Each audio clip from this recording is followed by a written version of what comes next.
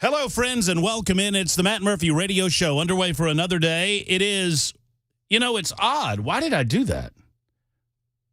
Maybe this was my, I do my show rundown in the morning, and I say, I'm looking at it now, and it says Super Talk 99.7 WTN. It says it is January 23rd, right? Isn't it the 23rd? Yeah. Everything's all screwed up because your sheet that you gave me says the 22nd. Oh, that's my bad. I'm sorry. That's all good. And I can't get enough volume on my headphones, so that's odd. I don't know why the decreased volume is happening. Oh, thank you. That helped. I had to jack you up way high. No, that's okay. You just do what you need to do in that room, and I'll figure it out in this room. And then for some reason on my sheet here, I put Friday, January 23rd down. Maybe that is wishful thinking. It is not Friday. It is let's Tuesday. Get to playing the hits, man. Yeah. Yeah.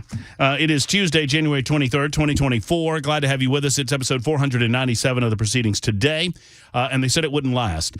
My name is Matt Murphy. For those just joining us, we host a 3-hour get-together. We call it the Matt Murphy Show on Super Talk 99.7 WTN. We hope to speak truth to power. We love talking to you on the phones at 615-737-9986, although the phones, in a large degree, on talk radio platforms has been replaced by the super text line or other forms of communication, and you can engage in that fashion as well. Go to the super text line at 615-737-9986. We'd love to hear from you there as well. Lonnie Spivak will stop by at 1:05 this afternoon to remind you that we're getting together Thursday night for the Reagan Dinner, the Davidson County Nashville GOP Reagan Dinner, happening this Thursday evening. Glenn Jacobs will be the keynote speaker. Congressman Andy Ogles will be there, amongst other assembled speakers, and I will be sort of moving the proceedings along. I will be the master of ceremonies. You won't hear much from me. You'll hear me say, good evening, hello, hope you're well, God bless America, here's Andy Ogles. Or, hello, good evening, God bless America, here's Glenn Jacobs. That's all you'll hear from me. So, that said, you're invited to be a part of it, and I think there might be a seat or two still available for the event. Once again, that's this Thursday night. Lonnie will tell you all about it on Super Talk 99.7 WTN. You're invited for the Reagan Day Dinner, Davidson County Republican Party. Find out more at gopnashville.org. That's gopnashville.org. At 2:05 this afternoon, Congressman Tim Burchett will stop by. Tim will talk to us about budgets. He'll talk to us about border security, amongst other things going on in Washington, D.C. And speaking of border security, that's where we're going to start. Oh, by the way, one quick note of reflection on yesterday's show, and then we'll move on from there. I love, absolutely adore getting up in the morning and doing what I do. And the reason that I love it is because I believe in our country, and I believe in the future of our nation. On occasion, I allow my pessimistic side to get the better of me, and I try to fight against that.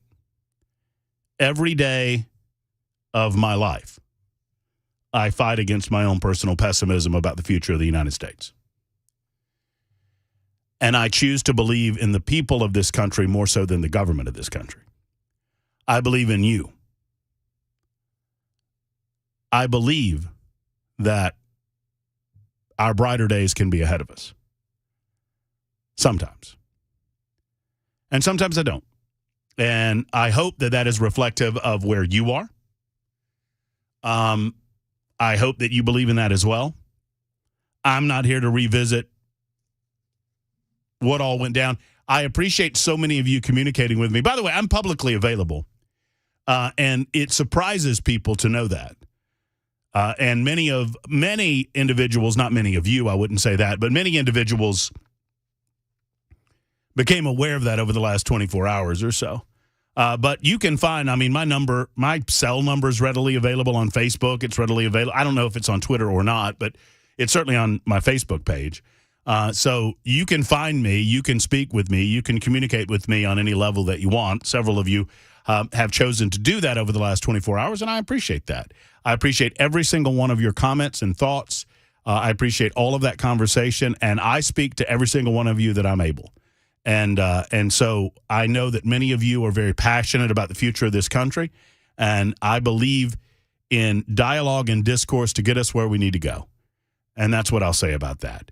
615-737-9986 if you'd like to be a part of the show today. It's New Hampshire Day. Nikki Haley, let me give you my rundown on New Hampshire, and then we'll get into the Supreme Court and the ruling that came down yesterday. So Nikki Haley believes that she owes it to her supporters in South. This is my take on it.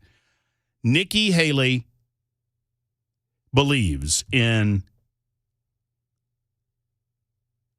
her supporters in South Carolina getting a right to vote for her in South Carolina. I think that's the case. I don't believe that Nikki Haley will last very much longer after South Carolina. Obviously, today, the voters of New Hampshire will head to the polls. What was it? Dixon Notch, Dixon Branch, Dixon Leg, whatever it is. These folks it's like 6 people that vote at midnight, and they've decided that they're going to be the first in the nation to vote. I think it's Dixon Notch, if I'm not mistaken. They all voted for Nikki Haley, and that's all well and good. Whatever. New Hampshire will go to Donald Trump. Nikki Haley will make it a fairly a closer than it should be contest because of the open nature of the voting in New Hampshire, which allows for liberals/independents/moderates to run over and vote for Nikki Haley because they hate Donald Trump so much. However, it will not stop the Trump juggernaut. The American people, at least Republicans in the United States of America, and by extension, I would include conservatives, although those are 2 different things, they've decided that they want to give Donald Trump another shot at it. Whether they believe that Donald Trump legitimately lost or not in 2022 is really of no consequence at this stage. They believe that he deserves another shot at bringing America back to the greatness that he was succeeding in accomplishing during his at least first 3 years in office between 2017 and 2020. Obviously, the COVID year kind of screwed everything up. And without COVID, Donald Trump is reelected. And I don't even think it's close because Joe Biden would not be able to hide in his basement. I think the liberals are doing an interesting thing because Joe Biden and the rest of the liberals have already decided they're running against Donald Trump, and they're trying to go after Trump because of they're trying to go after Trump based on his mental acuity, which is kind of a funny take on what he's doing. But Nikki Haley, look, this is not a coronation. And while I am firmly in camp Trump, as many of you are, Nikki Haley is well within her rights to waste the money that her supporters have given her. If she wants to waste Koch money, that's K-O-C-H money, Koch brothers. We continue to call them Koch brothers because if you just say Koch, people think it's C-O-K-E instead of K-O-C-H. But she can continue to spend that money as long as she desires, and she can ignore the reality of what the polling data is telling her for as long as she wants. She could go to Super Tuesday if she wanted to. I don't know that she will. I think she'll accept defeat after the New Hampshire primary tonight. I think we'll move forward to South Carolina. I think she'll stick around until South Carolina, and I think after South Carolina, Nikki Haley will see the writing on the wall. And based on the lack of monetary donations coming in, she will suspend, quote unquote, her campaign and leave it up to Donald Trump to face off against Joe Biden in that presidential contest, despite the fact that I still maintain on this January 23rd that it will not be Joe Biden. They might use Joe Biden as a sacrificial lamb up until the point that the convention happens and then do a bait and switch on the voters of the United States of America. That might work for Democrats. I don't know that it's going to work for the rest of the country. It remains to be seen. And then there's this. The United States Supreme Court is allowing U.S. Border Patrol agents to remove razor wire deployed by the Texas GOP Governor Greg Abbott, as well as the Texas National Guard. Abbott's security initiative at the U.S.-Mexico border has been challenged in court. The vote was 5-4. The justice's order is a victory for President Joe Biden in his ongoing desire to bring as many illegal aliens into the United States of America as humanly possible, as quickly as possible. Now, the last portion of that sentence is my extrapolation as to what is going on, but I beg of you to tell me what else is going on. The Biden administration refuses to accept that theirs is a failed border security policy at the southern border. And it does not have to be this way. And it makes me sick to my stomach that there are Americans willing to accept this. we should be clamoring for more out of our White House. And we do. You and I do. Reasonable people do. Rational people do. I don't know that Democrats can defend this. They ignore it more than anything. Obviously, Democrat leaders at the southern border in those border communities recognize the serious nature of the problem. Obviously, Democrats like Eric Adams in New York City, whatever his name is in Chicago, Illinois, Brandon Johnson, I guess, is the new mayor over there, and other mayors in quote-unquote sanctuary states or sanctuary cities, they're recognizing the issue as the issue is brought to them by some of the southern states or some of the border states like Texas, Arizona, and others. However, the Supreme Court in a razor, no pun intended, thin majority, even with a conservative court, John Roberts and I guess it was Roberts and Barrett, Coney Barrett, who voted with the three Democrats, or pardon me, that's not what you're supposed to say, Murphy, the leftists on the courts. They're not Democrats or Republicans, that's what we're told. They joined the leftists on the court in determining that the federal government should be unfettered in the execution of its duty with regard to southern border security. Now, for a lot of us, this is like, what in the hell are you people talking about? Now, obviously, Clarence Thomas, Samuel Alito, Gorsuch, and Kavanaugh all said they would have denied the federal request. This is not deciding the ultimate issue as to what responsibility the federal government has versus what rights the state has to carry out those responsibilities with regard to border security. The final question is still to be decided. This was a stay in the case. The federal government asked for the Supreme Court they filed an emergency request to the justices. The appellate court has now stated that it would expedite its review of the case, a decision the state has argued undermined a need for quick action by the nation's high court. According to Texas Attorney General Ken Paxton, in any case, cutting Texas's fencing to wave thousands of people into Texas has nothing to do with inspection, apprehension, or removal. The district court's findings demonstrate that the administration's actions are so far removed from what Congress has authorized, they have nothing to do with their statutory authority. So let me get to the bottom line on the case. What the state is arguing is that the federal government is not doing what Congress has told them to do, that the executive branch of government is actually doing quite the opposite. While border security is designed to keep those who are illegally coming in out, what the Biden administration is doing, they're using their authority to control border security to let them in, which is 180 degrees out of phase with what they are supposed to be doing. It is a constitutional question, and it rises to the level of constitutional crisis. The easy remedy for this is for people to recognize what is going on, get pissed off enough to speak back to their elected representatives and get something done quickly. The longer-term remedy is to go to the polls in November of 2024 and vote these SOBs out of office and put someone in office that will protect our sovereignty and our border security. The Supreme Court is an equal branch of government to Congress and to the executive branch. They are going to be loath to enter into this dispute between those two bodies and the state itself. Now, Texas could easily say that the federal government can go pound sand. What are they going to do? What are they going to do indeed? However, I would suggest to you that we are not going to beat those that consistently and regularly violate the rule of law by violating the rule of law on our own. And the Constitution gives ultimate authority to the federal government to protect our borders.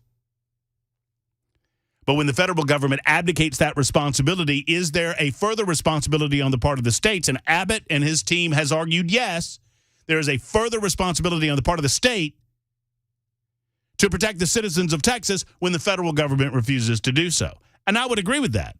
The state has function here too. However, when it comes to loggerheads in a traditional scenario, the federal government's going to win, because they have ultimate authority to determine how best to secure the southern border, unless the courts determine that that's not what they're doing. if the courts determine that their purpose, and I've been arguing this for a long time, I believe the purpose of the Biden administration is to let as many people into this country as they possibly can, illegally or otherwise. I believe that's their purpose. They would argue, well, they don't even argue border security anymore, for goodness sake. They make the argument, actually, that they need more funding. Karine Jean-Pierre said it yesterday. I've got the clip. Well, if we just had more money, it's just such a bogus Bravo Sierra argument on its face. In the meantime, you have the optics available to you, and I think we should utilize these optics and present it to the entirety of the United States of America of this wire happening. I mean, you've got this razor wire, they're calling it, and illegal aliens come across the border, and literally the federal government is cutting the wire to allow them in.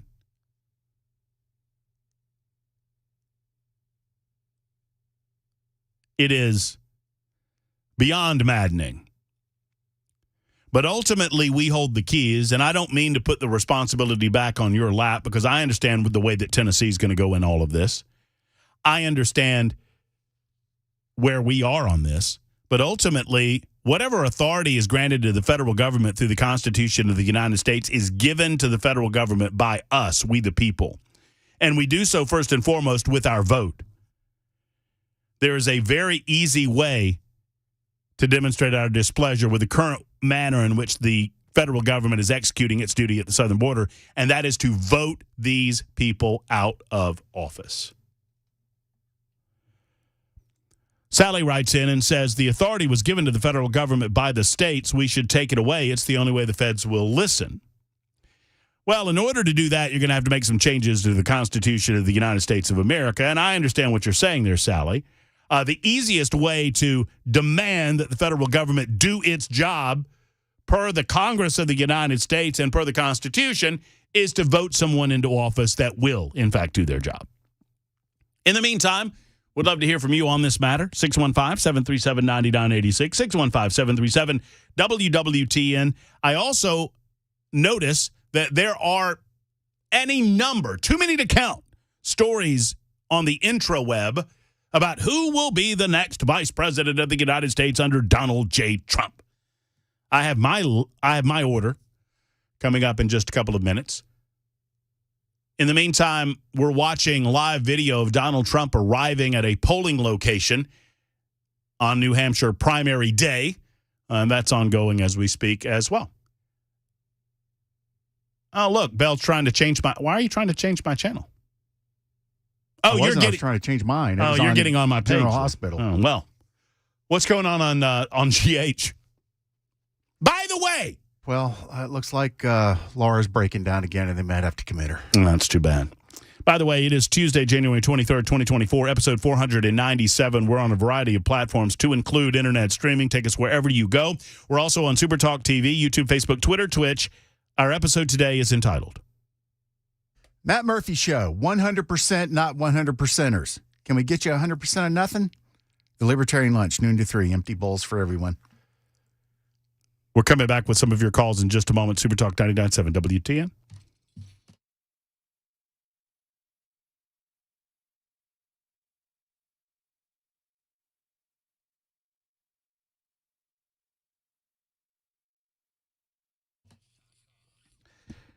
The Tennessean has described him as a conservative advocacy podcast. I would agree with that assessment myself. Steve Abramowitz is a good guy, good friend of the show. You hear him often on our radio show. You hear me often on his podcast, and I encourage you to go listen.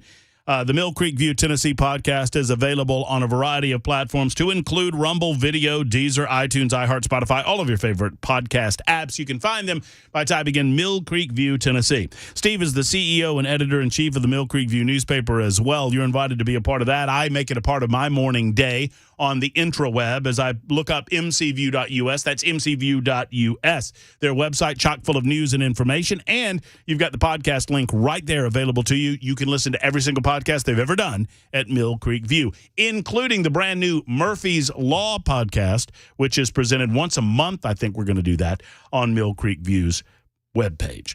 Go see Steve and what great work he's doing, not just in Franklin, throughout the state of Tennessee, throughout the United States of America. It's Mill Creek View, mcview.us. That's mcview.us.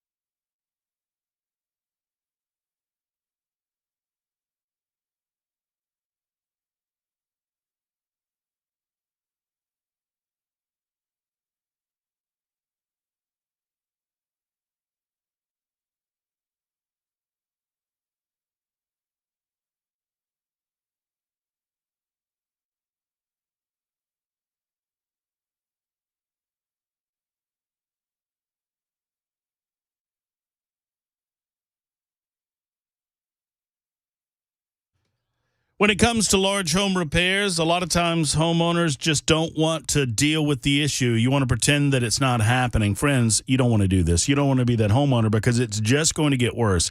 If there are issues going on with your home's foundation or waterproofing within the home, this is not going to stop on its own. It will get worse unless you make the call that so many other homeowners have made to USS, United Structural Systems. Homeowners simply trust USS because they come, they diagnose, they fix what ails your house, and they get out of your life. They know that you don't want to spend your money on foundation repair. You don't want to spend your money on waterproofing, but you also recognize that bigger problems are on the horizon if you don't blanch the issue that's going on. So if you smell that smell, if you notice the telltale signs of foundation issues, there are stair-step cracks in your basement walls, in your crawl spaces.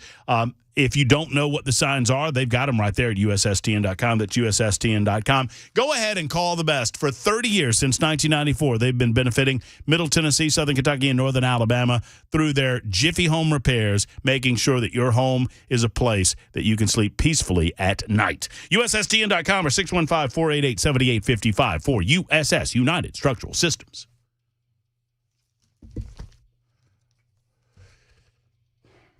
Donald Trump earlier today in New Hampshire saying that he doesn't care if Nikki Haley stays in the race or not. That makes a lot of sense to me. I mean, obviously, Nikki Haley is not a threat to Donald Trump.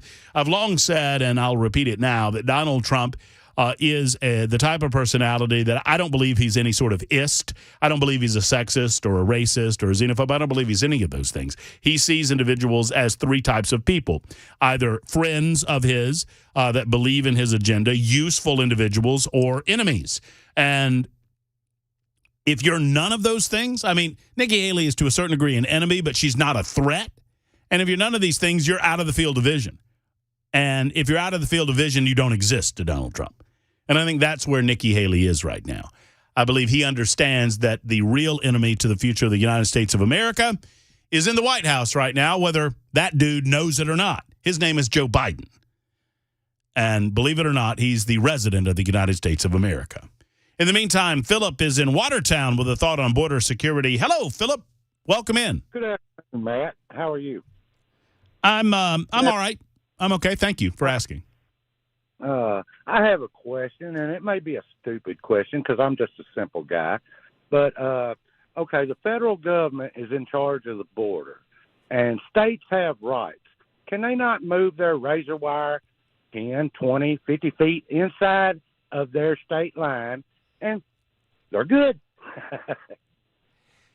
Yeah, I mean, I guess you could, but you run afoul of private property rights at that point. I mean, you would have to get agreements by the private property owners. I mean, the easement on the southern border is an easement for the federal government. It's not necessarily for the state. I don't know enough about what control the states have beyond the federal easement to answer your question adequately. Right. If there's a state easement involved, maybe they could put it on the state easement, but I don't think that's the case. I think there's just a federal government easement, and after that, it's private property. Right. Okay. So, but I mean, if you got buy-in from some of these ranchers and whatnot, you could probably do that. Yeah, that's what I was thinking. If all these people are against all the illegal immigration down there, then why wouldn't they all agree to have that on their property line? Well, sadly, though, Philip, here's the reality of what's going on. I believe that, let's say that happens, what you're talking about. So they move the razor wire to, private property or state property. It's off the federal property. Then I believe very soon that the federal government would then facilitate getting these border crossers, these illegal alien border crossers, to a federal checkpoint from the easement. In other words, they would move them to avoid the razor wire on purpose to get around what we're trying to accomplish, which is border security. The interest of the federal government under Joe Biden, sadly, is to get as many people in this country as possible illegally. And I don't know how else to say it at this stage. Yeah. It was just a thought. I like the way you're thinking. I mean, there ought to be something, for goodness sake, that we could do. The main thing that we can do requires a certain level of patience, and that is to vote, to impress upon the American people as best we can the importance of going out and voting, because our future depends on it. Our very lives depend on it. You know what you don't hear about? We heard a lot about these migrants that drowned as a quote-unquote result of the razor wire, as a result of Texas interference. You know what the mainstream media doesn't report? The hundreds, if not thousands, if not tens of thousands of people that die every year because of the southern border, either through murder, drunk driving, fentanyl, whatever it might be. It's 12:32 on Super Talk 99.7 WTN.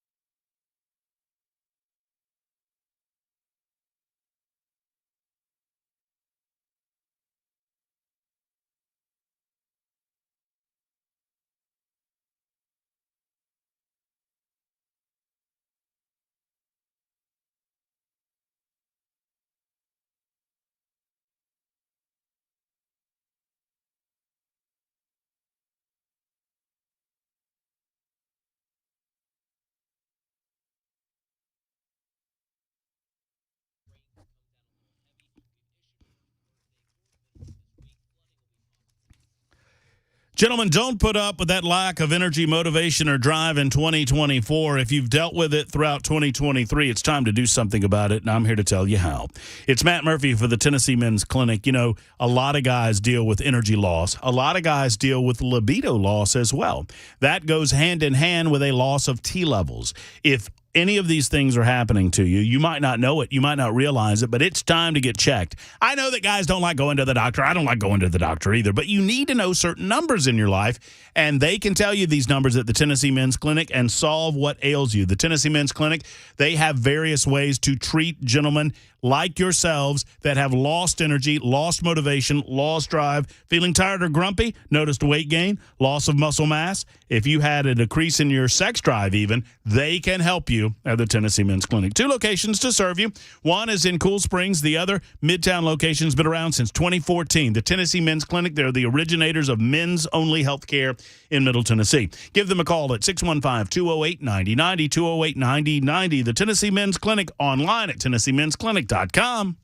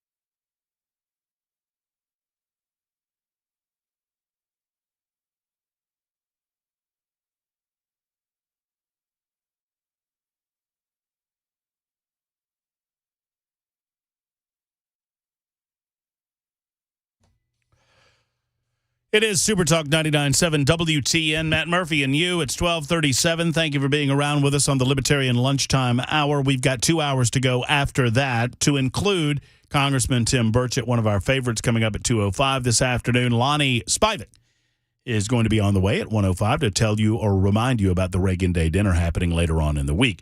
I am out on Friday. The redheaded stranger, Pamela Furr, in for me on Friday. Where Jay falls in that analysis is yet to be determined. Pamela Furr and Matt Murphy are fighting over Fry J, because part of me wants to do Fry J on Thursday. Pamela says she wants Jay, as she says, hey, if I'm going to fill it, said, hey, pal, if I'm going to fill in for you, part of the deal is I get Fry J, because it's Fry J. We're negotiating. We're at the negotiating table. Concessions are being made. We're wrangling over who gets what and when and where. We'll let you know. In the meantime, 615-737-9986. It's snub season. Have you noticed? I love snub season. It comes around this time every year. Snub season. I'll tell you what I mean. It's pretty fun if you think about it. I'll tell you what I mean coming up in. Is this anything like snipe hunting? No, this is snub season, baby. It's around this time every year. See, around 11 months out of the year, nobody uses the word snub.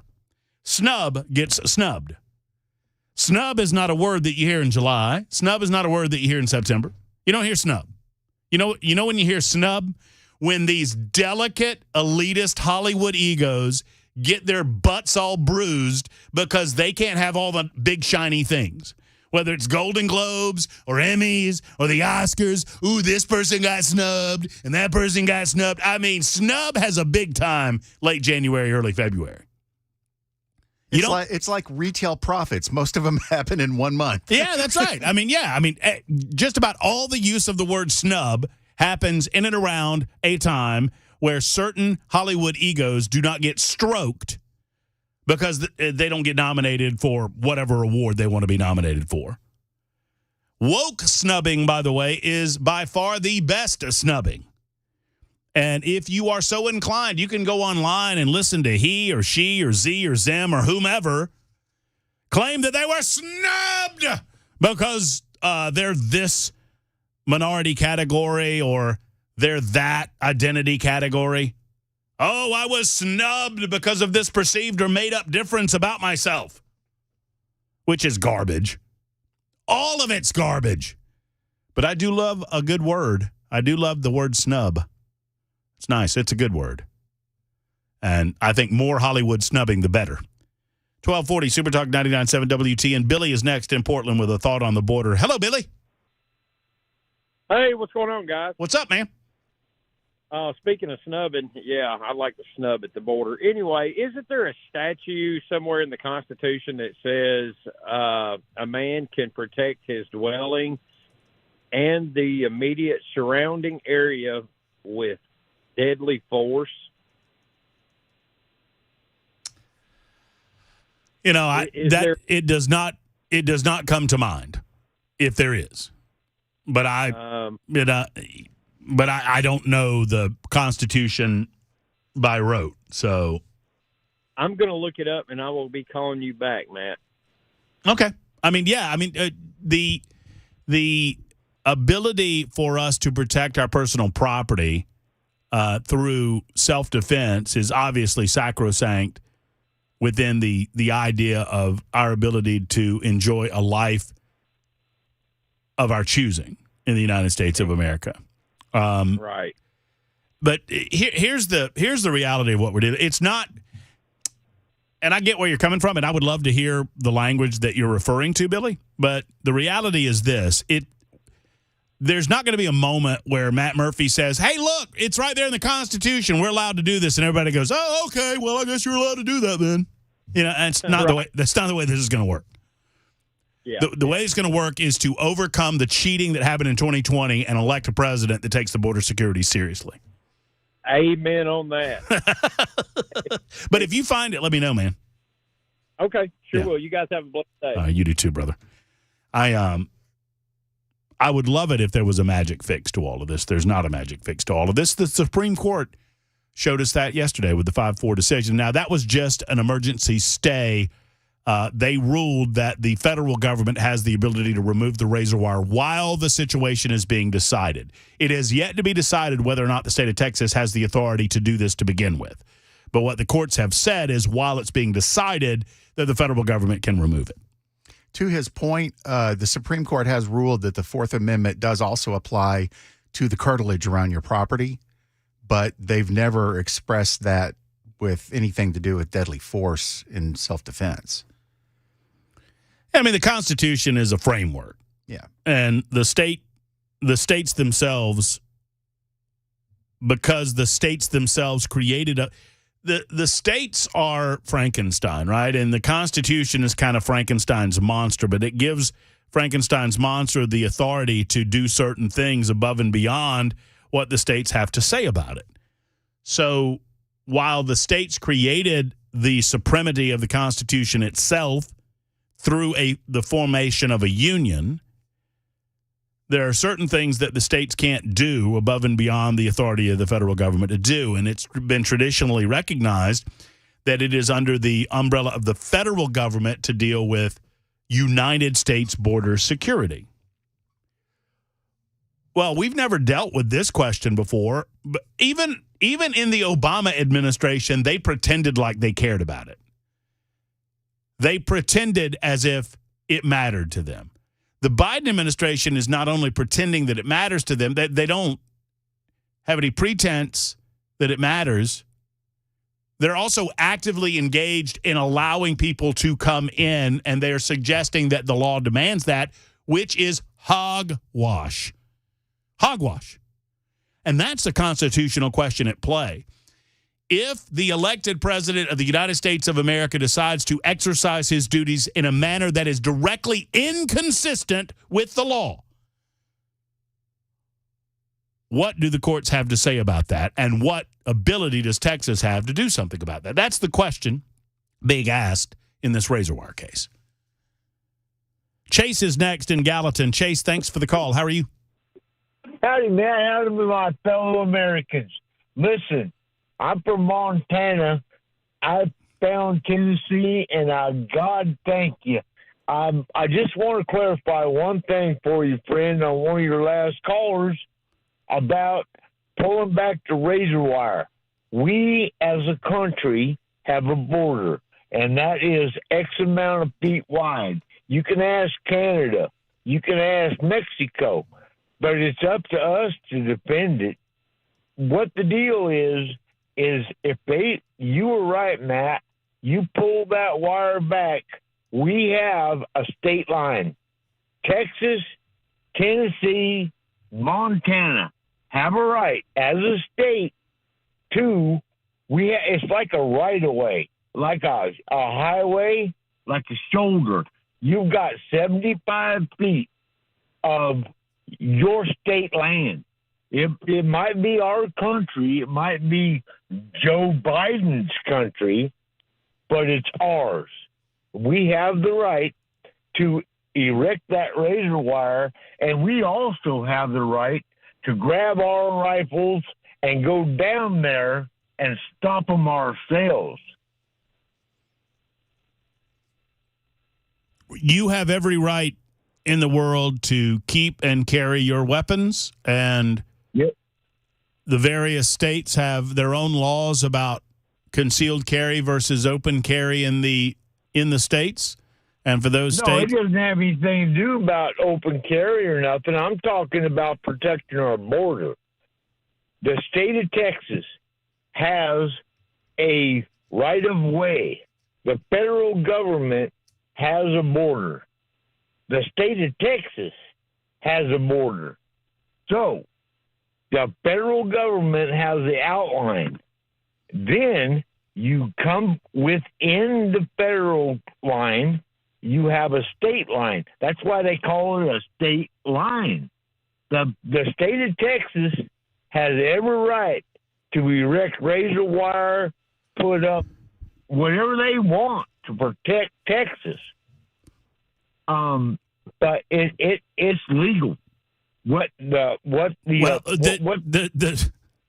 mean, it's a little, Chase, I respect what you're saying. It's a little more complex than that in the sense that. No, it ain't. It's simple as. Well, okay, then it ain't. Then it ain't. The Supreme Court disagrees with you, but it ain't. Okay. I'm not going to argue. I've decided I'm not arguing with any listener ever again on this radio show. You're right. Man, you're right. No, you. You're right, Chase. You're right. Pull it back, like you said. You're the one who said. No, you're right. I'm agreeing with you, Chase. Thank you. You're welcome. God bless you for what you do for our country, friend. Thank you. Be well. Thank you.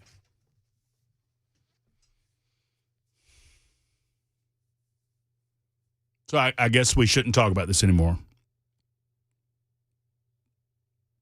because it's been decided. I'm really not. I'm not arguing with anybody anymore about any of this. I don't know how the radio show is going to change as a result, but I've decided I'm not going to allow the rule of law that made this country the greatest on God's green earth, that valued liberty and freedom. I'm not going to allow that to get into the way of a good discussion anymore. Forget the rule of law. To hell with it. To hell with it. To hell with the three branches of government. To hell with the Supreme Court.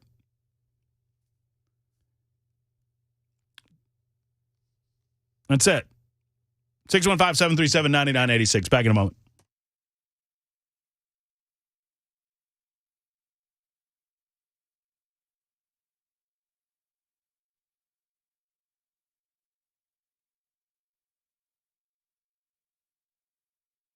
The Dr. Stephen Poss runs the TMJ Solution Center. That's the Sleep Apnea and TMJ Solution Center, I should say. And I strongly encourage you, if you're having trouble sleeping, if you believe that you snore, if your partner tells you, alerts you to the fact that you snore, then it is high time that you contacted Dr. Stephen Poss and the TMJ, golly, why can't I say it correctly? The Sleep Apnea and TMJ Solution Center. They're the only office that is in network with all major insurance companies like BCBS, Aetna, Cigna, United Healthcare, and TRICARE for the military. They can eliminate or dramatically reduce your snoring, and snoring is the major cause for sleep apnea. As mentioned in a recent study, your bedtime partner loses an average of about an hour of sleep a night due to your snoring. Now you've got two tired people. This is an alternative to people who have sleep apnea, mild to moderate sleep apnea, and cannot wear a CPAP machine. I encourage you to go to drposs.com. That's drposs.com, drposs.com, and see some of the advanced training and everything that they have to offer at the Sleep Apnea and TMJ Solution Centers. Matter of fact, I'll be there tomorrow looking at getting fitted for an appliance myself. It's the Dr. Poss Sleep Apnea and TMJ Solution Center. Go to their website at drposs.com.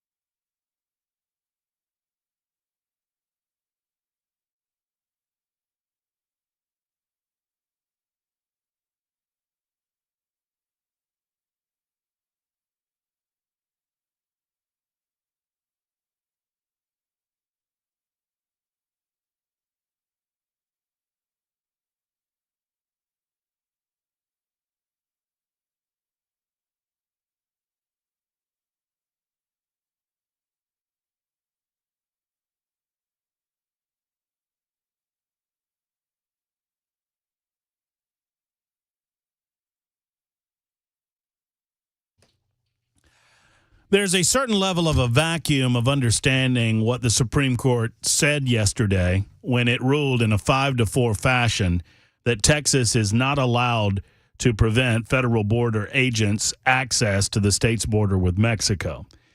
The reason that there's a lack of understanding of all of this is because they didn't offer an explanation. It was a 5-4 emergency decision. It was a stay decision. It does not ultimately decide the question as to what Texas can and cannot do regarding its border security when the federal government and the state of Texas are at loggerheads as to how best to implement it. Here's what people don't want to hear.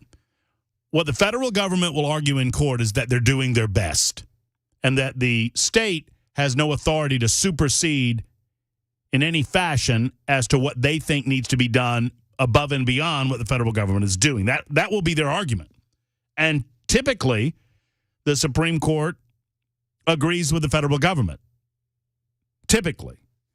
What changes this dynamic considerably is the obvious, that the Biden administration isn't doing its best. As a matter of fact, there is evidence right in front of us with Homeland Security Secretary Alejandro Mayorkas and others, that they are, by design, attempting to facilitate the illegal migration of individuals from other countries into ours. That would be my argument if I'm arguing on the case in favor of Texas. The U.S. Supreme Court ordered Texas to allow border agents access to the state's border with Mexico. That was it. They did not offer a reasoning as to why. Texas has sued the federal government after Border Patrol agents cut some of the wire strung along the Rio Grande, allowing people in. They argued that the Department of Homeland Security destroyed the state's property and interfered with their own Border Patrol efforts. In a 5-4 order, the Supreme Court vacated an injunction from the 5th U.S. Circuit Court of Appeals that prevented Border Patrol agents from cutting the wire. But they did not decide the ultimate in the case, and that is whether or not the state has the authority to begin with. In the meantime, you on the phones. Tony's in Smyrna. Hey, Tony, how are you? Hey, how you doing? I'm great, Tony. Thank you. Great. I wouldn't believe it if I hadn't heard it. I heard the super heterodyne version of "Yes, dear." When you said you're not going to argue with anybody anymore, you threw up your hands and surrendered. I didn't think I'd ever hear that. Well, you're hearing it now. I mean, Okay. I don't know why conservatives and libertarians are obsessed with arguing with other conservatives and libertarians when we have an existential threat. This country is going to cease to exist in my life. And I'm not kidding, Tony. It is going to cease to exist in my lifetime if we do not unite and fight back. Instead, Absolutely. we decide to fight amongst ourselves. And that's fine. I'm tired of it. I agree. And, you don't have to be able to see very far past the end of your own nose to see what you're saying is right. But now, a little bit of a conservative bend on it. There is a way to fight back other than the voting booth, and that is on the marketplace. I had roofers show up out here, and none of them spoke English after I'd already told the sales guy, "Don't you send me anybody out here that doesn't speak English." They left. Tony, hold on, Tony, hold on. I want to hear the rest of this story. Tony and Donovan, Cedric, George, Adam, would love to hear from each and every one of you. We're also going to hear from Lonnie Spivak to tell you about an event happening this Thursday night where I promise to be in a better humor. It's The Murphy Show on Super Talk 99.7 WTN.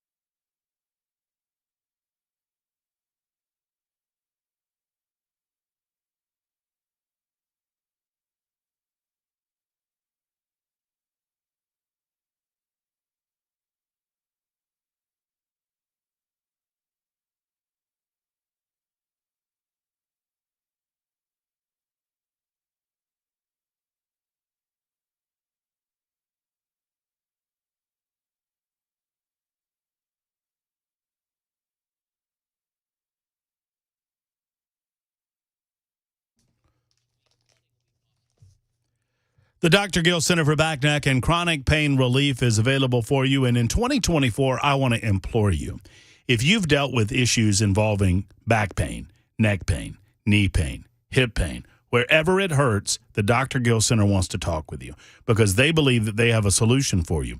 Whether it is spinal in nature, skeletal in nature, or soft tissue, they have ways to help alleviate that pain without having to resort to pills. Obviously, they say all the time, don't take a pill, call Dr. Gill. Or needles, which is sadly something that people resort to when the pills stop working. Or finally, surgeries, because surgery should be a last resort. For some people, they need it, but for most people, you need the Dr. Gill Center for Back, Neck, and Chronic Pain Relief. They have spinal decompression. They have the Class 5 laser system, the red light therapy, all available for you, and it's a telephone call away. Schedule that appointment today. Stop the pain in 2024 by going to the Dr. Gill Center. I did, and I know he alleviated my pain, and he can yours. Talk to the team. It's a team approach at the Dr. Gill Center. 615-882-4838.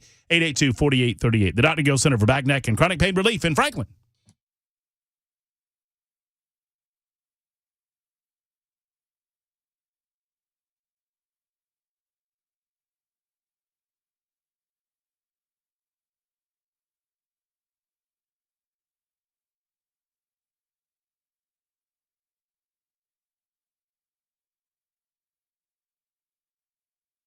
It is the Murphy Show, Super Talk 99.7 WTN. Back to your telephone calls in just a moment, discussing the Supreme Court decision, 5-4 decision to lift an injunction on the part of the Fifth U.S. Circuit Court of Appeals, disallowing the federal government to remove razor wire. This is from a case back in October. The ultimate case is yet to be decided, so never you fear. There's still more to be said on this matter. 615-737-9986, 615-737-WWTN. Thank you for being with us. We appreciate you.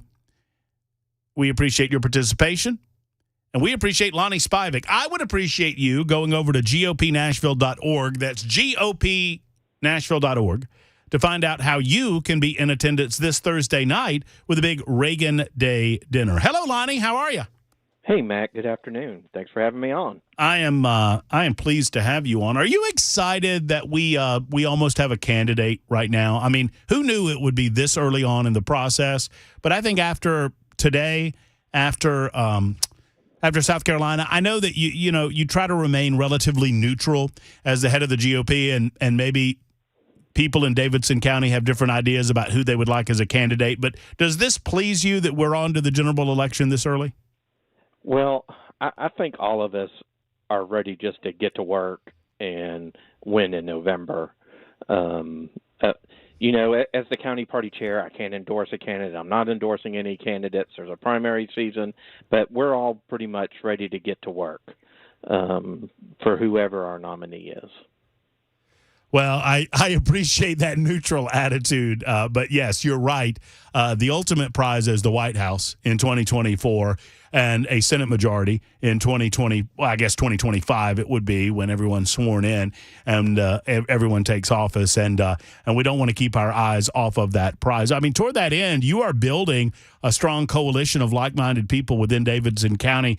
I've long said that I think the Republicans in Davidson County, not in spite of your efforts, they are probably underserved because we always call Nashville the blue dot and all of that. But there's a lot of Republicans in Davidson County, man. You know. There are a lot of Republicans. There are probably 200,000 out of 200,000 Republicans in Davidson County alone. We have more Republicans in our county than in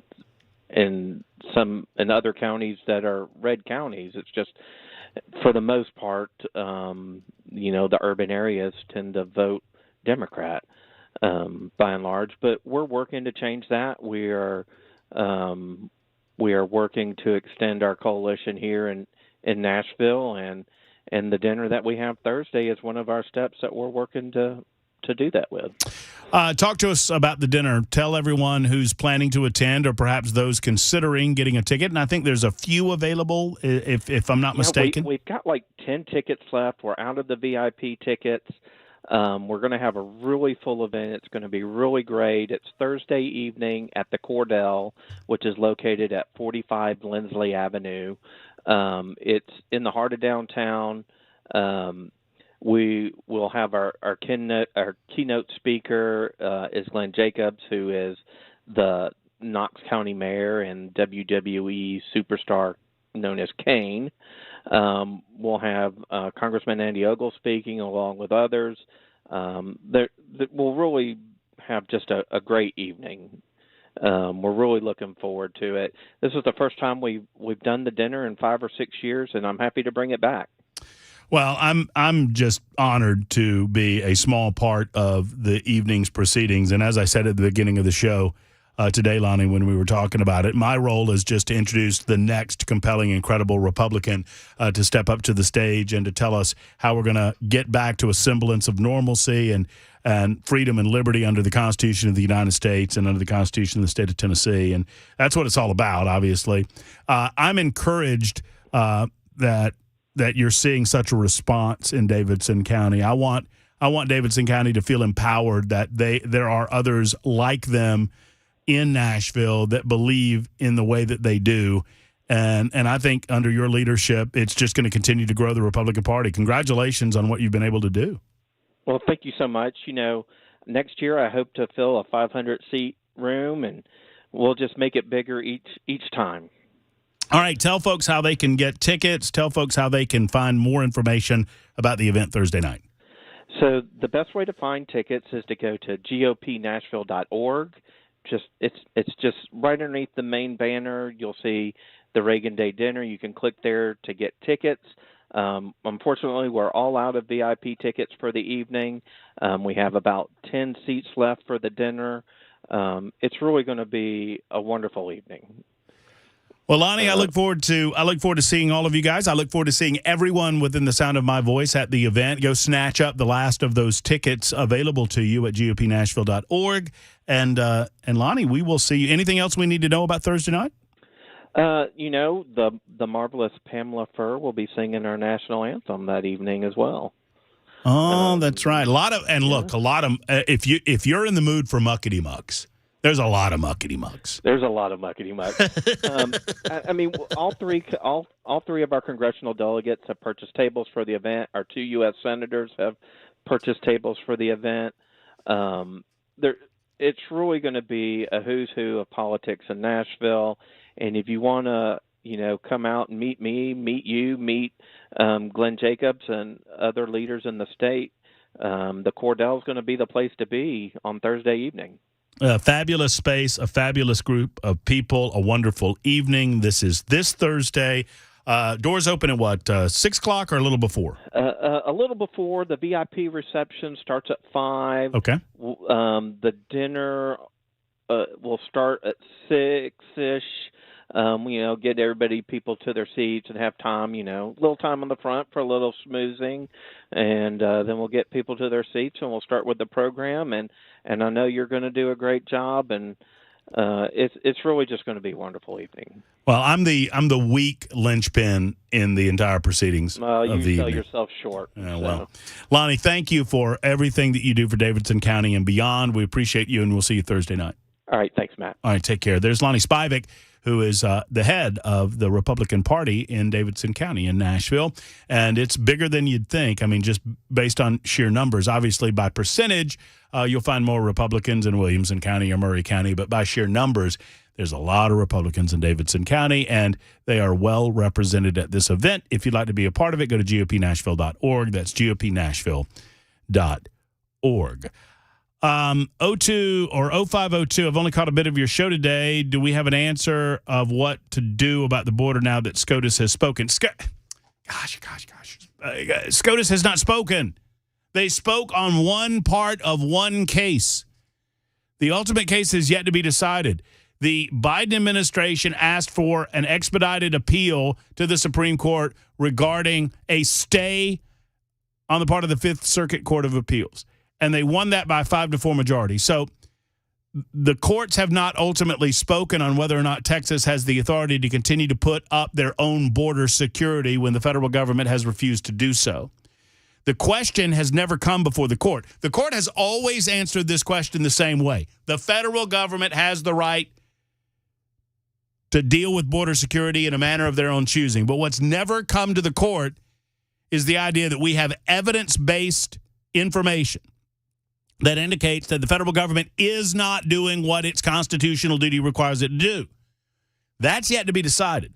What was decided is that the federal government, while all of this is going through the courts, the federal government has the authority to have access to certain areas that the state had cordoned off. In other words, the way that this actually, the rubber meets the road here, is that the federal government was literally cutting razor wire to allow illegal aliens into the United States of America, whereas they would not have been able to get into the United States of America had the federal Border Patrol agents not cut the wire. It's literally what we're talking about. That the state of Texas says, wait a minute, you can't do that to our property. We have every right to put our property on our state border. You can't do that. The federal government says, oh, yes, we can. So in a way to clarify for 0502, and thank you for the communication 0502, this is far from over. The United States Supreme Court will decide the ultimate case down the road. 14 minutes after the hour, many of you desiring to be on the show with us, to include Cedric out of Kentucky. Cedric, thank you for your call. How are you? How you doing today, Matt? I'm well, Cedric. Thanks for chiming in. What's on your mind?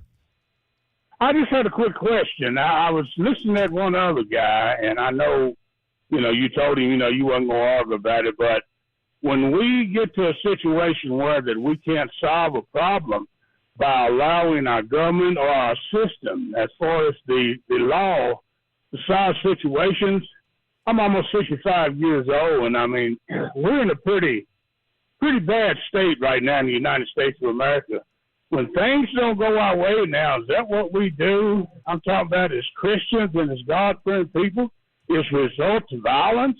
Do we kill people because we don't want something to happen the way that it's supposed to? Or did I misunderstand what that guy was talking about? Going to the border and defending our ground? I mean, if you take a gun to the border and take a whole bunch of people there, you're not going just to stand there.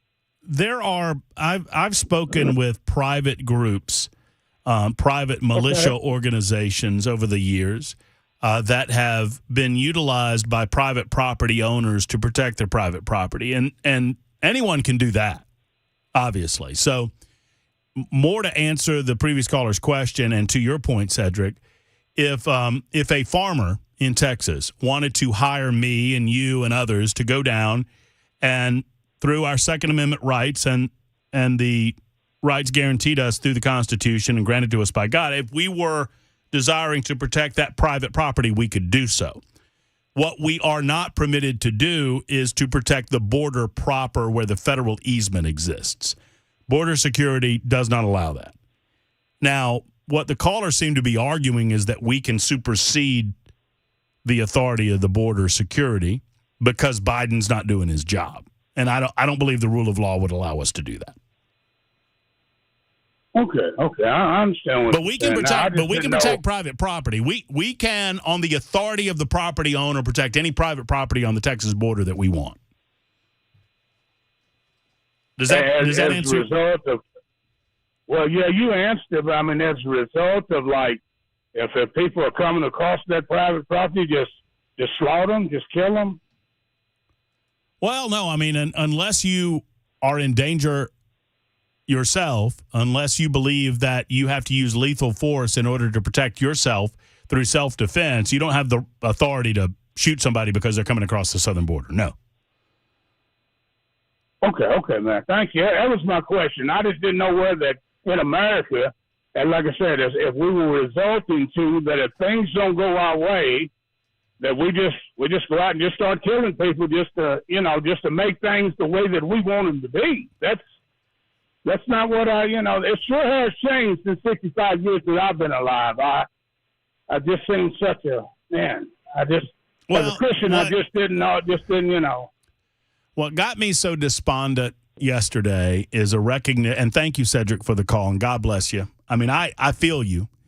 What frustrated me yesterday to a certain degree, and what continues to frustrate me about where we are as a nation, I see more and more conservatives fighting amongst themselves over who's pure enough to lead the movement, whatever movement that might be. Secondarily, we somehow have lost the ability to have minor disagreement but understand the overall goal.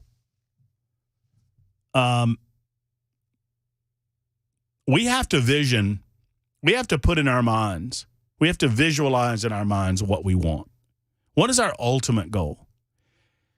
We're being caught up in tripping over ourselves or tripping over our own feet to a certain degree. This is just my opinion. I mean, I'm just a guy on the radio. What do I know?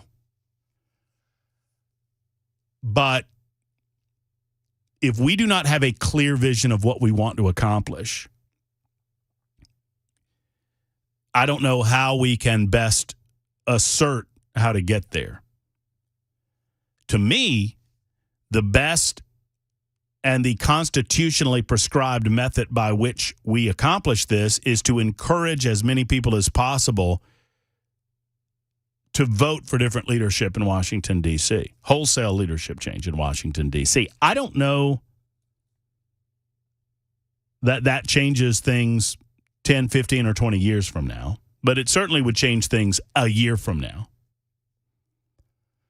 Sometimes I allow myself to wallow in pity for this country in as much as I believe that it is almost too late because so much of the country has gone to sleep over the manner in which we succeed as a nation and continue to enjoy the trappings of freedom and liberty as we have for so many years.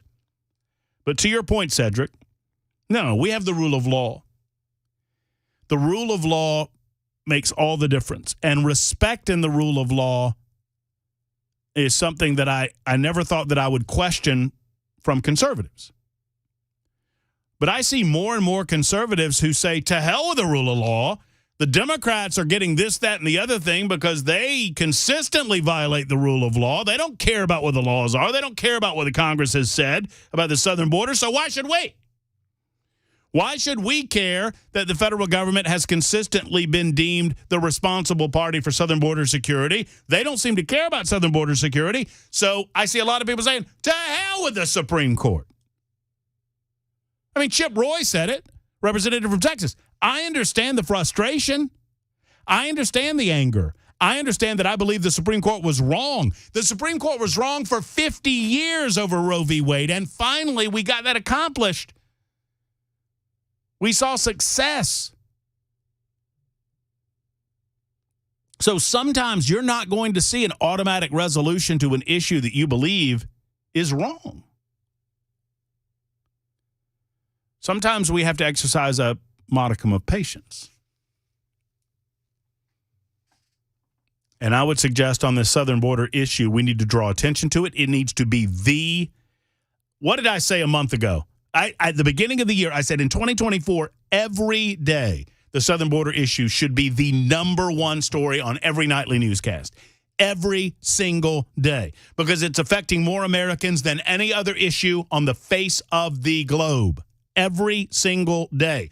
We should talk about the human smuggling, the child smuggling, the drug smuggling, the fentanyl deaths, the overdoses, the DUIs, the murders, every single day. We have to drive it home so it's not just the 20% of you who understand the issue. It's the rest of the 80% of the country that understand the importance of overcoming their personal biases, overcoming whatever dislike they have about Donald Trump, and voting for the guy that's going to do something about it.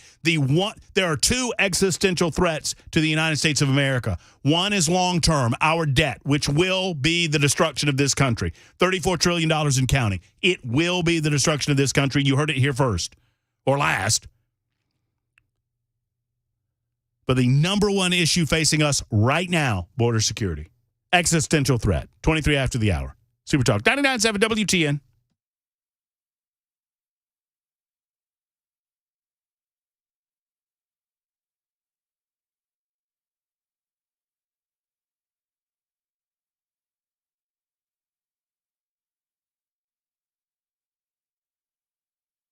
Hey, friends, Matt Murphy here for Craft Body Scan. if you're like me, I'm 50, I've become a little bit of a hypochondriac, right? I worry that every little pain that I feel, oh, that's cancer. Oh, that's a problem. Oh, that's an internal issue. Oh, that's heart disease. But I don't have to worry about that anymore. Thank you to Kraft Body Scan. Kraft Body Scan put my worries at ease with their incredible CT scan technology that's now available to you in Nashville and the surrounding communities. Let's talk about it for a moment, because at Kraft Body Scan right now, they're offering a heart and lung scan combo for you and a loved one. Whether it's you and a spouse, most often that's the case, or maybe it's you and a sister, you and a brother, you and a father, you and a mother.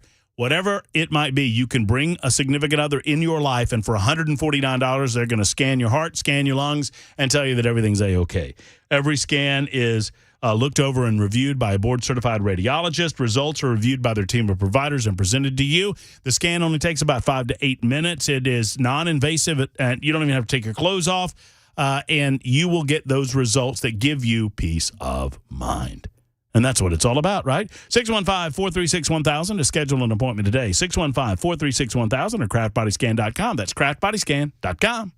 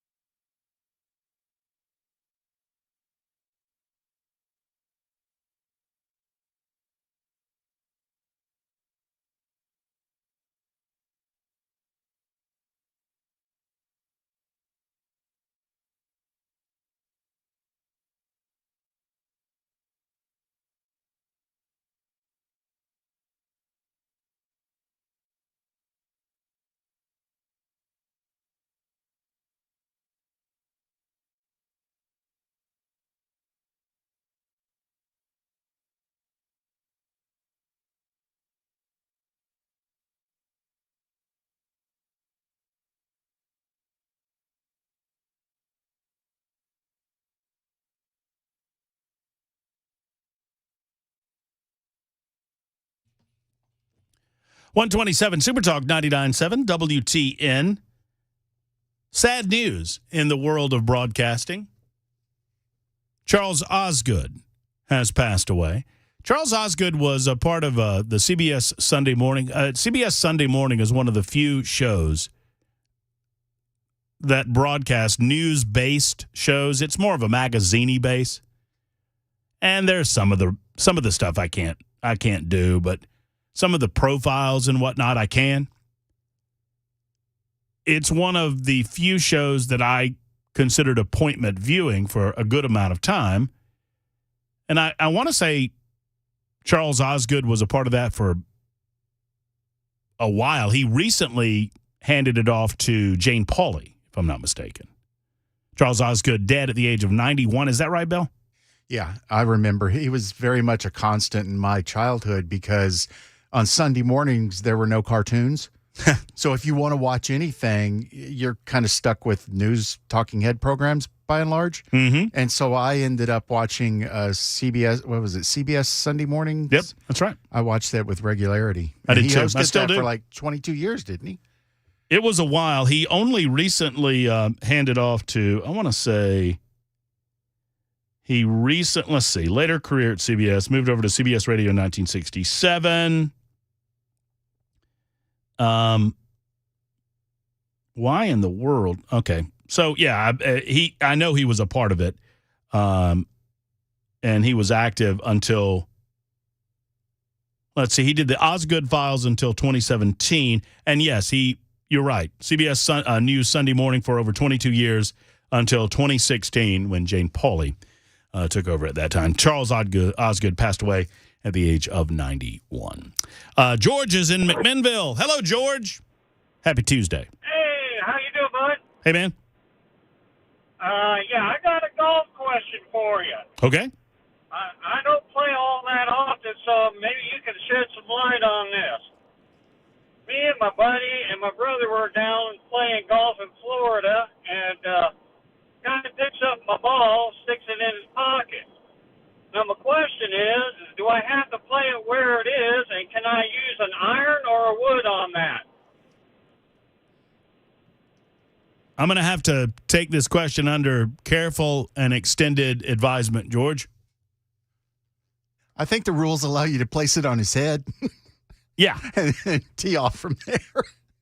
Sort of like a William Tell kind of thing. Have I told you the story of the time where there were gunshots at the golf course that I used to play at or play on in Montgomery? No. These young bucks hit into a group that happened to be a group of retired and or off-duty police officers, and an argument ensued. And as a result... Wait, between the cops? No, the cop and the kid. Oh.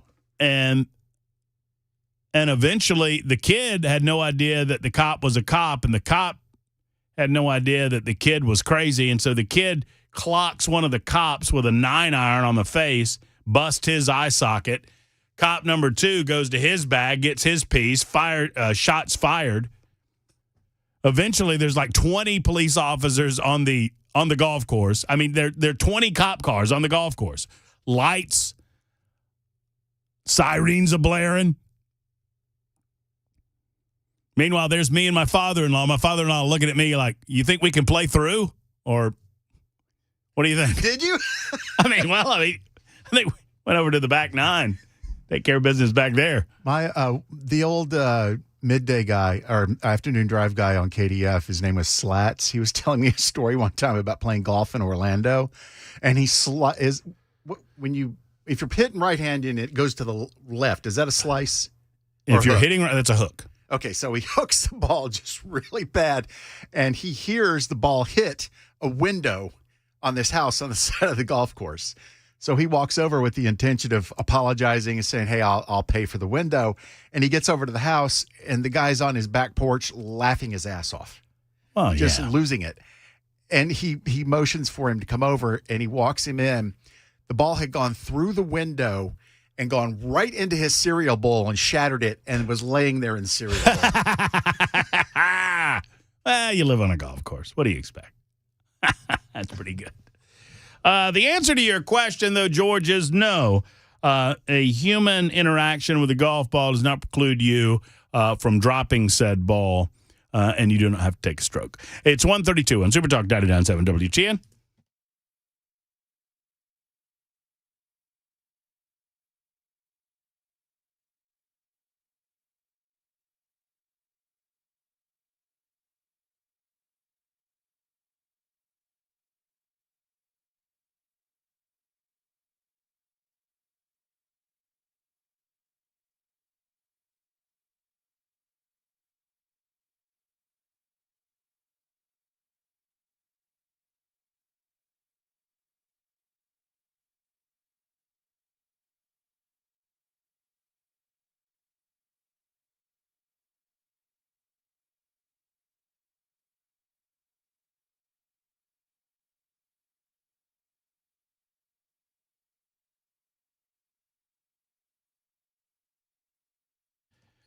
Efficient heating and cooling, simply the best when it comes to your AC and, more importantly, this time of year, your heater. Let's talk about Jeff Eddy and what he does differently at Efficient Heating and Cooling. One, his technicians don't work on any sort of commission-based basis, meaning they are not incentivized to sell you things that you don't need. They are incentivized to fix what ails your heater as best they can and to be honest and open with you about how much you have left in the life of that unit.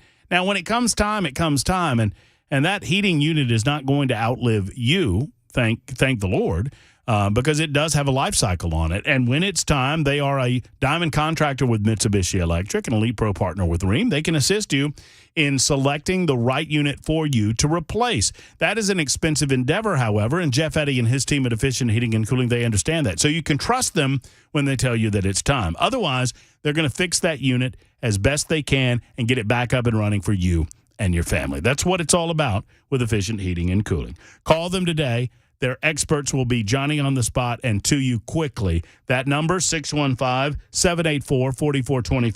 784-4424, or go online to efficienthvac.net.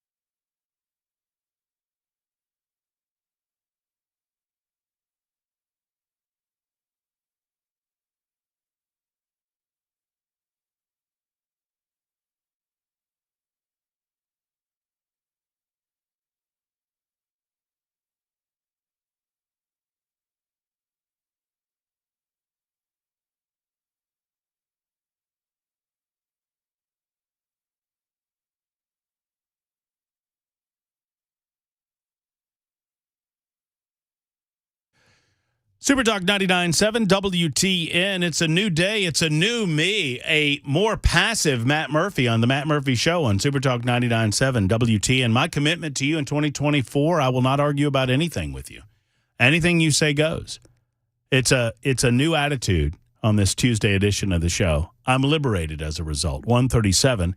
Let's talk to Donovan next in Lebanon. Hey, Donovan, how are you? Hey, man, how you doing? I'm Thanks great. for taking my call. Oh, you're welcome. Hey, I got two things for you, man. I did 20 years in the military, and this tells you how far back this woke stuff goes. I was stationed at the Pentagon when Clinton took office, and we were, with the Navy, we were en route to do 600 Fleet Navy because Ronald Reagan said we won World War II with 600 ships. I want 600 ships. And within the first 2 years of Clinton being in office, we went from 587 ships down to 180 warships. And I told my brother, I said, look, we're asking for trouble. We're putting our guard down, and we're going to get attacked. And when 9/11 happened, he called me and said, man, you called that one, didn't you? I said, oh, I ain't it, brother. Wait till they get their hands on a dirty bomb or something. Now you have all these terrorists coming across the border that they're creating cells. We're going to have terrorist cells inside that are going to be funded, and they're going to do something, whether they crash a plane into a stadium or something. They're going to do something, but it's coming. That's my first thing. Second thing is it was scary. And this is where I'll get it. I got a question for you after this. I watched the interview with Nancy Pelosi, and you know what they're saying about the Dems are saying the words that they're not supposed to say. But her body language and the look on her face stunned me when they asked her about Donald Trump, and she goes, "Oh, Donald Trump will never be president." And this is just recently. And then the same thing with the vice president. She looked right at the camera and said the same thing. "Oh, Donald Trump will never be president." Like they know something we don't know, and I don't know what their plan is. But is there any safeguards in place that are going to ensure us a fair election? Are there any safeguards in place by the federal government? Well, just for the country. I mean, I know we say we want a fair and democratic election, but who's our watchdogs to say that, it's going to be fair? Well, we are the watchdogs, aren't we, Donovan?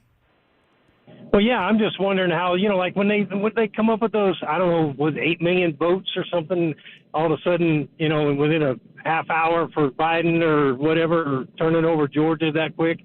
I mean, how does that happen? Stuffing ballot boxes. They got away with it. Are they going to do it again? I don't know, Donovan. I mean, I'm really not trying to be a jerk. I don't know. I don't know. I don't know. I hope not. But I don't know. Look, so far this year, it's January 23rd. So far this year, my passion's been ripped out of me. And I don't know what to tell you. And I can't help that. The government that we have exists based on the premise that we believe in the rule of law. There's a political party that doesn't, based on empirical data, doesn't appear to subscribe to that belief. They believe that winning is the most important thing. Sadly, there are some within other political parties that think that their best strategy is to emulate those individuals that have decided that the rule of law means nothing and that winning is the ultimate thing, regardless of the outcome or consequences for the long-term future of the United States of America. Half of what we believe happened in 2020 didn't. But half did. Half did. Ballot harvesting and the violations of various state rules and laws did. Going over that information again, I do not believe is going to benefit us in moving forward. What will benefit us is recognizing that individual states create their own laws as to how to execute any election, particularly, in this case, presidential elections. I've been on record as saying that we need to standardize how we elect presidents of the United States of America. We need to separate those processes from those engaged in by the states themselves. The states get to determine how they elect their governors. The states get to determine how they elect their mayors. The states get to determine how they elect their city councilors. But based on the modern era and how the president, how this state or that state might affect the outcome of a presidency that governs all of us, I think there needs to be a standardization of how we elect a president. I don't think that we need to have a month of voting. Look, if Matt Murphy was king, we would have 3 days of voting, in-person voting. The only way you get to absentee vote is through specific designations and reasons. And you have a 3-day, 72-hour voting cycle, and we eliminate all mail-in ballots. You better get rid of mail-in ballots if you want honest voting. Because sadly, a lot of these states don't even require that you provide identification with regard to mail-in ballots. Anybody can be a poll worker. Anybody can be a poll watcher.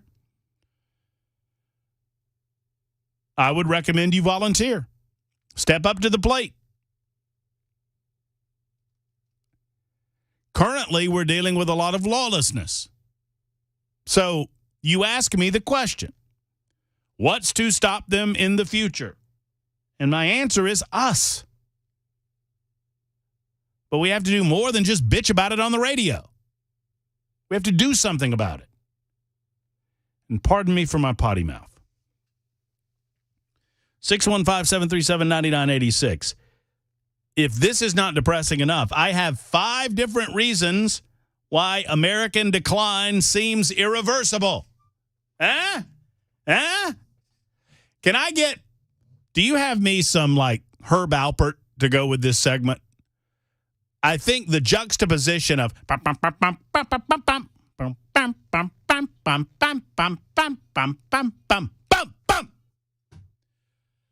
here's 5 reasons why our American decline is inevitable. Number 1, uncontrollable U.S. debt. The U.S. debt clock displays the inevitability of American decline. It is a ticking time bomb. The U.S. government's total unfunded liability, which is the combined amount of payments promised without funds to recipients of Social Security, Medicare, and federal pension employees. Actually, kill the music for a second because I want to make sure people are hearing this. The United States government's unfunded liability has totaled $212 trillion. That means amounts of money that we have promised without any ability to pay. Social Security, Medicare, and federal employee pensions. Veterans benefits and federal debt held by the public stands at $212 trillion. And it's rapidly increasing. According to a projection by the U.S. debt clock, by 2028, our total unfunded liability in the United States of America will reach $288.9 trillion with a T dollars. It is an unimaginable amount of money. More than $250 quadrillion. It's hard to even say.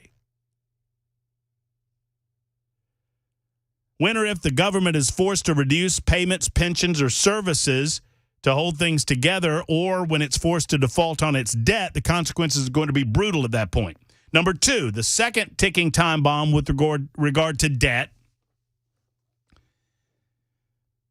is our actual U.S. debt obligation. It stands at $34 trillion. It's increased 6-fold since 2000.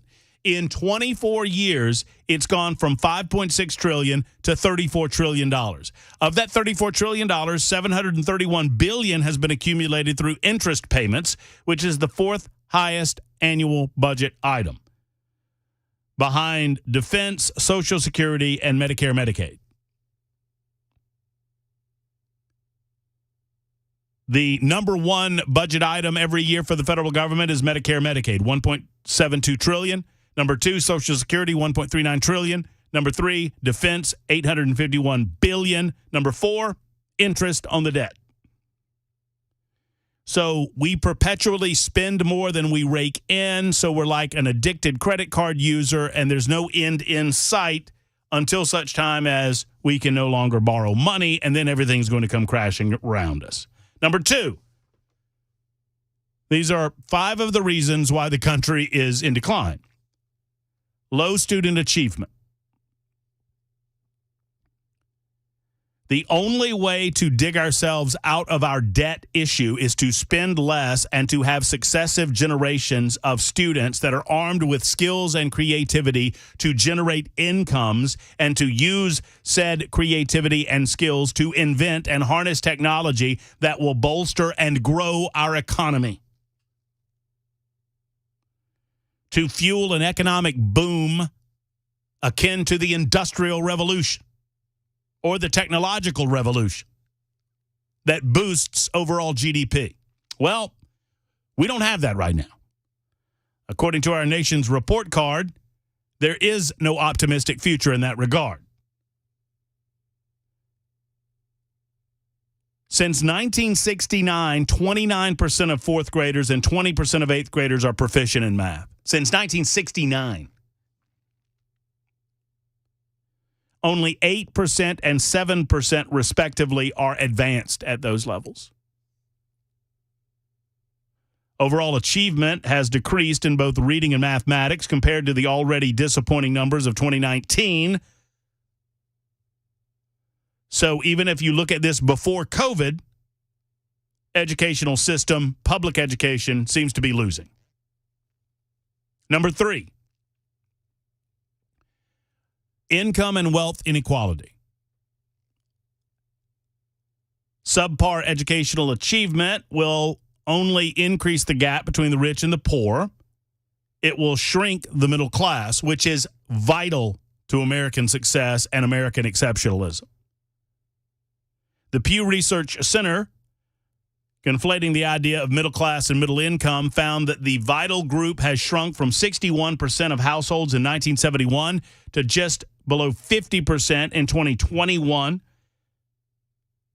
Although a net increase in upper-income households accounted for some of the decline of the middle class, the latter, they're still bringing in, that is, a disproportionately reduced percentage of the nation's total income, meaning the middle class in real time is shrinking. Number 4, a loss of patriotism. America was always considered to be a melting pot. I've long said that we're a melting pot. We're not chunky stew. While it is perfectly acceptable for you to keep some of your cultural or ethnic identity as you come to this country, it is also vital that you understand what it means to be free and a liberty-loving citizen of the United States. Every single one of you, by the way, should watch the Arnold Schwarzenegger documentary called Arnold on Netflix. And if you watch no other part of it, it's a 3-part series. Part number 1 is his bodybuilding career. Part number 2 is his acting career. And part number 3 is entitled American. Arnold Schwarzenegger tears up talking about loving America so much. We should all love America so much. It means something to be American. It means something to identify with American values and ideals. Patriotism has rapidly declined over the last 25 years, especially amongst those between the ages of 18 to 34. And it's in part due to our demographic shifts. Number 5, and I'll wrap it up, depressing you, the widespread belief that our entire political system is broken down. There has been no greater time in my lifetime that we've had a disdain for and a distrust of our political system. Not even our government, our system of electing our government. And so it is that we can't even agree on how best to tackle the problems 1 through 4 if we believe that problem 5 is broken. That's our political system. It's an article originally appearing from The Hill that I happen to agree with, written by Myra Adams, a contributor to thehill.com. 51 after the hour on Super Talk 99.7 WTN.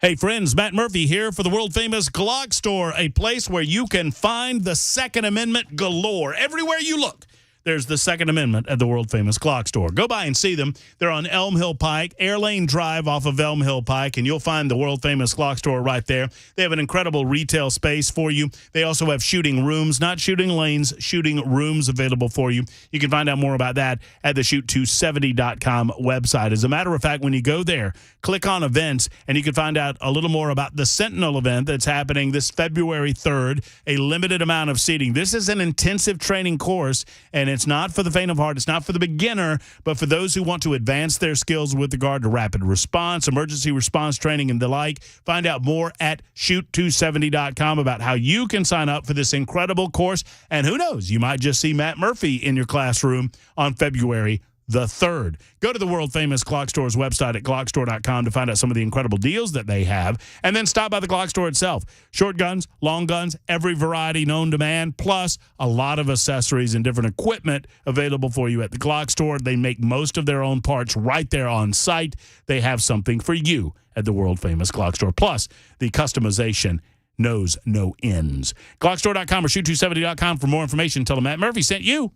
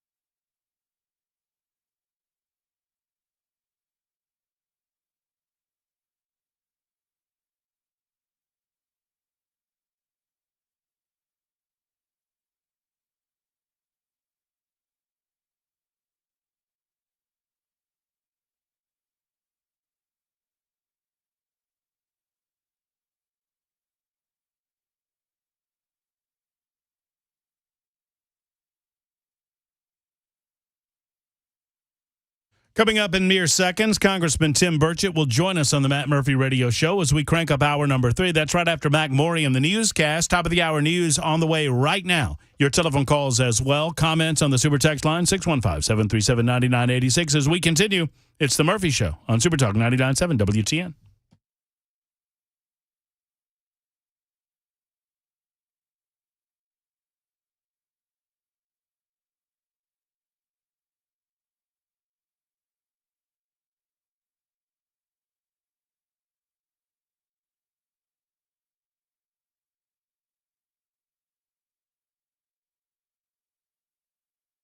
Two o'clock, I'm Mac Maury with your top stories. 50 degrees, cloudy, rain coming on and off in the middle of Tennessee. Portion of the mid-state is in a flood watch starting tomorrow until Thursday due to the excessive rainfall, which would cause lower lying streams and creeks to rise. The counties affected are Bedford, Coffee, Giles, Grundy, Lawrence, Lewis, Marshall, Murray, Perry, Van Buren, Warren, and Wayne counties. We got a weather forecast coming up in about 2 minutes. The Pentagon saying U.S. and British forces launched another major air and missile strike in Yemen, targeting Iran-backed Houthis for the rebels' continued attacks on commercial ships in the Red Sea, this time striking an underground Houthi storage location and drone and missile sites. Here's Luis Martinez with details. It's been more than 12 days since we've seen the start of these U.S. airstrikes against Houthi targets. Last night and on the first night, it was the United States and the United Kingdom launching these coordinated airstrikes against major targets. The other ones have been more retaliatory, small scale. But the U.S. officials who we've been talking to telling us they believe that these attacks, these retaliatory strikes, are having an impact on degrading the Houthis' ability to carry out these attacks on shipping in the Red Sea and the Gulf of Aden. And back in the States, a popular Honda SUV is now under scrutiny. Certain 2023 Honda HR-Vs could have a manufacturing defect that causes the defroster to shatter the rear window. The National Highway Traffic Safety Administration fielding hundreds of complaints about the compact crossover. No recall is planned, but the automaker tells Consumer Reports that it's setting up a voluntary product update campaign to fix the issue. Honda also recommends owners who experience the issue to call their dealer or Honda customer service. And the IRS trying to make the letters it sends you more user-friendly. You'll still owe the same amount. They'll just be a little easier to understand. Here's Andy Field. The IRS sends out about 170 million "you owe us" or "you made an error" letters each year. Those letters often complicated, confusing, and packed with legal jargon. The good news? Taxpayers are putting those notices into plain English with simple steps included on resolving what you over or underpaid. Don't expect them to all be easier to read this year. It takes time to do your taxes and to rewrite all the forms they send. And that is the latest news. Weather forecast coming up next. I'm Mac Maury, WTN News.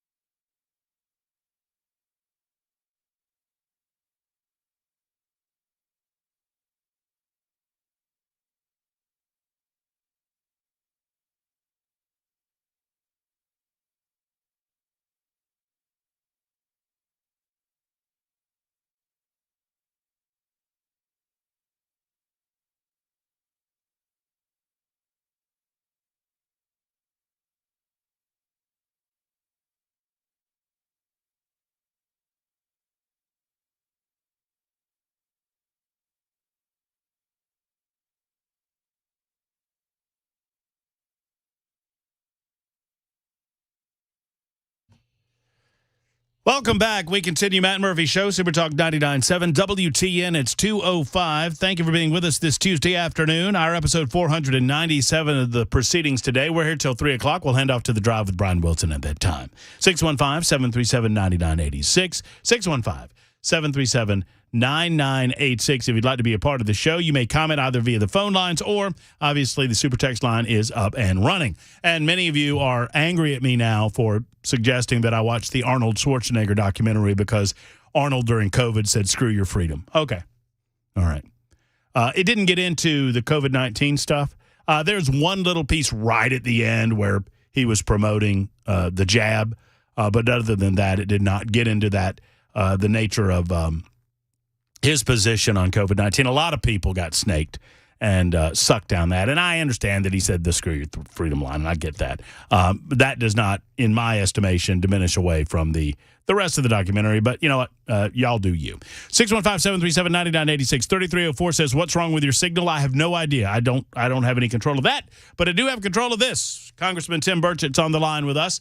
He is a good man and represents a pretty darn good state up in Washington, D.C. He fights the good fight, and it's always good to catch up with Tim to find out what's going on in the halls of Congress. Hello, Congressman. How are you?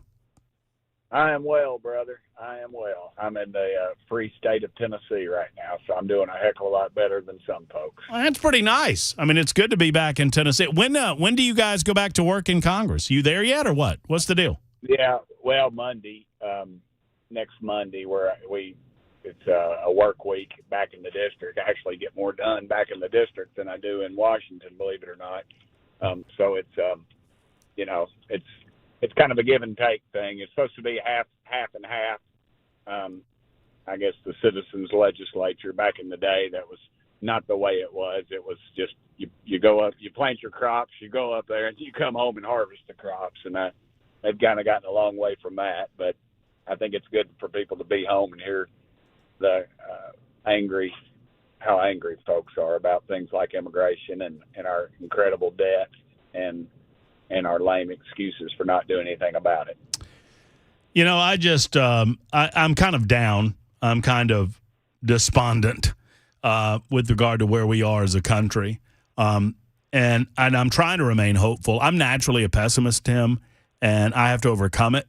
I have to believe that there are good people like yourself, enough good people like yourself, elected by good people like myself and others that are going to turn this huge ship of state around and get us back to a semblance of physical responsibility and border security and these types of things. And sometimes I just kind of shake my head and wonder if that's going to happen. I know that this has to occur to you from time to time. How do you keep a positive attitude? Well, sometimes I don't. I just pray. And I was telling somebody in my office this morning, I think about my dad, 21 years old, on a little island called Peleliu in the South Pacific in the United States Marine Corps. Supposed to be a 3 or 4 day mop-up. And you know anything about that battle? It was one of the bloodiest battles of the entire war, Europe and the Pacific. And after that, he went to Okinawa. You know, and I think just how tough it was for him, 120 degrees, and bodies that would literally dead bodies of the enemies and your friends that are shot and bloated and popping because of the heat and getting shot at by the Japanese, and just how awful they were. And I'm thinking, you know, it's worth fighting for. They laid down a heck of a lot more than a little dissatisfaction, and frankly, it's our own fault. You know, 20 to 30 million so-called evangelical Christians or conservatives decided to stay home on election day, and because they didn't think their vote mattered, and guess what, it did. And and everybody's complaining, and I know folks are going to say, well, they're going to steal it from us. Well, let's put enough points on the board so they can't steal it. And we got to get fired up. We got an election. We got to elect a president, and we got to elect a Congress and a Senate, because it's not going to do it president any good if the first vote is the Democrats control Congress and try to impeach him. And so I think we need to buckle down and do what we need to do, and let's save our country. Do you, like me, I hear a lot of people talking about election security, especially considering what happened in 2020. Do you, like me, believe that we need to at least consider a standard set of rules for presidential elections? I mean, I'm such a federalist when it comes to the state's ability to determine their own fate. I'm such a federalist, Tim, that I believe that we should repeal. Hey, Matt, he actually dropped off and just called back. Oh, and okay, Tim, you there? Oh, do I have to? Oh, yeah. Sorry about that. So let me kind of reset this. So we talk about election security and the sanctity of the vote, and I'm a federalist when it comes to the state's right to determine how they're going to execute the manner of their elections. But I think the presidential election is a little bit different thing, and I've been promoting the idea of requiring a certain set of rules for all 50 states with regard to presidential elections. I'm loath to do that, Tim, because I don't want to take any authority away from the states. I mean, I'm such a federalist, I believe in the repeal of the 17th Amendment. I think that our state legislatures should be appointing senators. I think that would give the states better representation, and it would decrease the influence of the federal government. That said, do you think we should standardize the procedures when it comes to presidential elections to prevent some of this fraud in leftist states? I think it would be a wise decision. I don't know if we could get it done or not, because I'm a big believer in states' rights. But the problem you have, of course, now, 10 million people in the last 3 years have come over our borders illegally, and they're going to be, a lot of those folks are going to be attempting to vote. And you say, well, how are they going to vote? And I say, well, mail-in ballots. That's going to be. I'd like to see us go back to all paper and just hand count them. Just watch how they do it, and just, if it takes all night, it takes all night. But we're going to have to get back to that, some form of trust in our balloting procedure. And the other side doesn't want to do that because they're stealing elections, and that's just the bottom line. And we got to get to some kind of normalization in this. And to think that you got to show an ID to buy a dadgum 6-pack of beer, and you don't have to show an ID to vote. The most sacred thing we have as a country, and I have to show an ID every time I fly. I'm a United States congressman, but it's just, I understand it's part of the rules, but yet to vote in a lot of places you don't. We see other parts of the world kind of turning it around. I've been watching Javier Milei in Argentina. I saw his speech before the World Economic Forum. Yet Argentina they had two things going for them. One, they had to hit rock bottom in order to recognize the era of their ways with regard to socialism. Two, they had nations that were trying to help them along, like the United States of America. I'm sadly starting to believe, and I've gone through some depression about this lately, Tim. I'm starting to believe that we are an addict. We're addicted to spending money that we don't have, and it's going to take hitting rock bottom for us to realize the era of our ways. Sad as it is to say, even with smart people like you're ringing the bell, you're sounding the alarm, but not enough people in D.C., including some fellow Republicans, seem to be listening. Yeah, well, the problem is, as you stated, fellow Republicans, we're in the majority right now. We've got to stand up. You've got a few that are just so far to the left. And that's the only way they can get elected in their districts.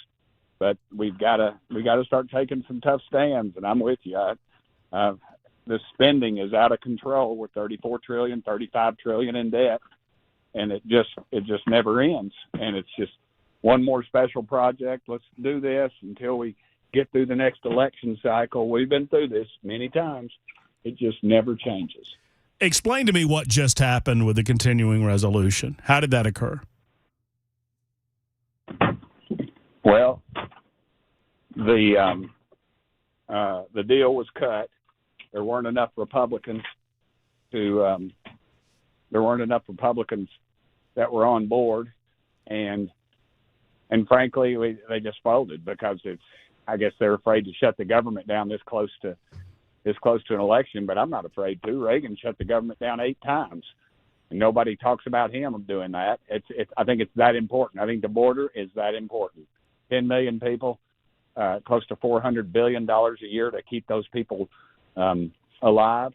And here we are, Americans doing without, veterans kicked out of out of homes, out of housing facilities, school kids sent home so they can house folks that are here illegal, have no shape, form, or fashion of any semblance of being able to support themselves, and yet we just keep doing it. And at some point, we've got to say enough is enough, and we got to take a stand. We just got to start electing people with guts. How long did this latest deal fund the government until? I believe till March.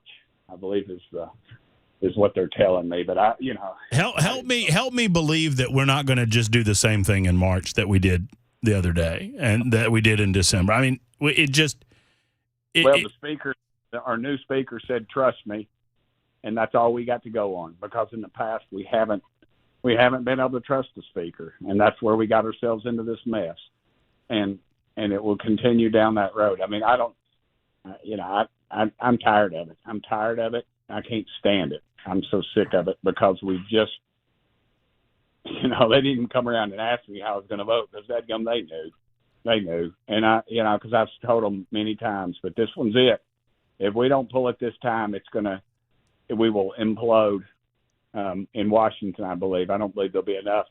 I believe you'll see probably have a new speaker, which I'm not sure that I would support. I think we need the conservatives, the organizations that support these folks and support us need to circle around this new speaker and frankly start making some demands, telling him what we need to see and what is the plan. Because if we're going to continue down this same road, we're going to end up with the same conclusion, just spending more money. And frankly, I mean, to be honest with you, I say frankly a lot, but to be honest with you, that's what most Republicans, they don't want to see a shutdown. They want to see a continuation, because they get their little pet project.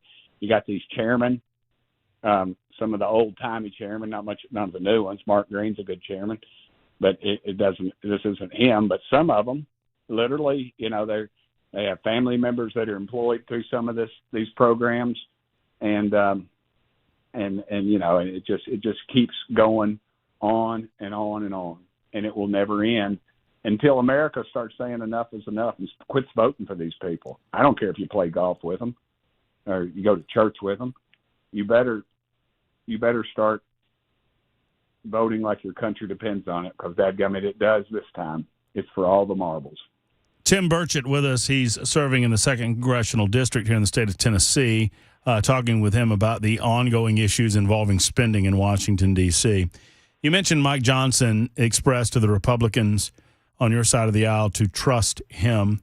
I don't distrust Johnson, but I feel like I've been around the block a time or two with regard to how this works. Why do I feel like it is as plain as the nose on my face that in March they're going to come to an impasse and Republicans are going to demand that we kick the can down the road beyond the election cycle like they always do? They always do this, Tim, and I know that if I'm accused of anything, rightly so, it's yelling at people who agree completely with me on these points, because you're the only ones that I can get to talk about it. But I mean, I've been around the block a time or two to know that this is what happens. They're going to get to March, they're not going to get what they want, and instead of shutting the government down to demand what they want, they're going to try to kick it past the election. I'm not going to argue with you on any points you've made. I thoroughly. I mean, that's why I've not voted for any of these things. I know, and that's what's so frustrating about all of it, because I tell them that's what they're going to do, and and until I don't know what it's going to take. Is it going to take gas to go back up to $5 a gallon and inflation continue just to march out of control? Or are we going to say enough is enough? It's just amazing to me, all these wars we've been getting into, and how the left is pushing these wars and telling us, they're sending these economists to us and saying, oh, but you don't understand.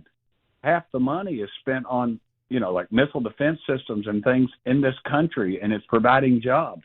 $114 billion. I said, well, then why don't you just pay, why don't you just split that down the middle and just write that check to these war defense companies and just call it a day? Because that's exactly their reasoning. And it's false economics. And these kids are coming, and these advisors on all this stuff are coming from our colleges and universities, and we've got to just stop. We've got to stop. We've got to say no, and we just can't keep going down this road. And I wish more people would join with me in Congress, but it's very difficult. On the specific issue, before I have to say goodbye to you, I want to address this southern border issue, which I believe it is. If there are two existential threats, the long-term threat being the debt. The short-term threat is our porous southern border and the millions of people who are flooding illegally into the United States of America, diluting our votes as citizens in the process. The courts just recently decided that Texas, at least temporarily, cannot prevent the federal government from cutting some of their razor wire. I think that's a side issue to the overall problem that the federal government, in the form of the executive branch, is not doing its constitutional responsibility. It's not doing what the Congress has demanded of it.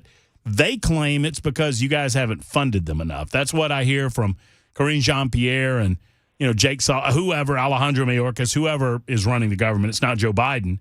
What's your response to that as a member of Congress? Have you funded appropriately our Border Patrol in a way that you believe they could shut the border down if they chose to?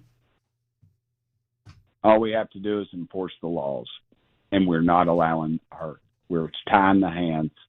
It's not. I heard Biden say, "I just need more money." I've been saying there's a problem for 10 years. I mean, he's a pathological liar if he actually believes that. It's just not true. It's not amount of money to this Washington will fix this problem. You've got to build a wall. Listen, you got a boat that's taking on water, and there's some people that want to bail. There's some people that want to plug the leak, and there's some people that want to panic.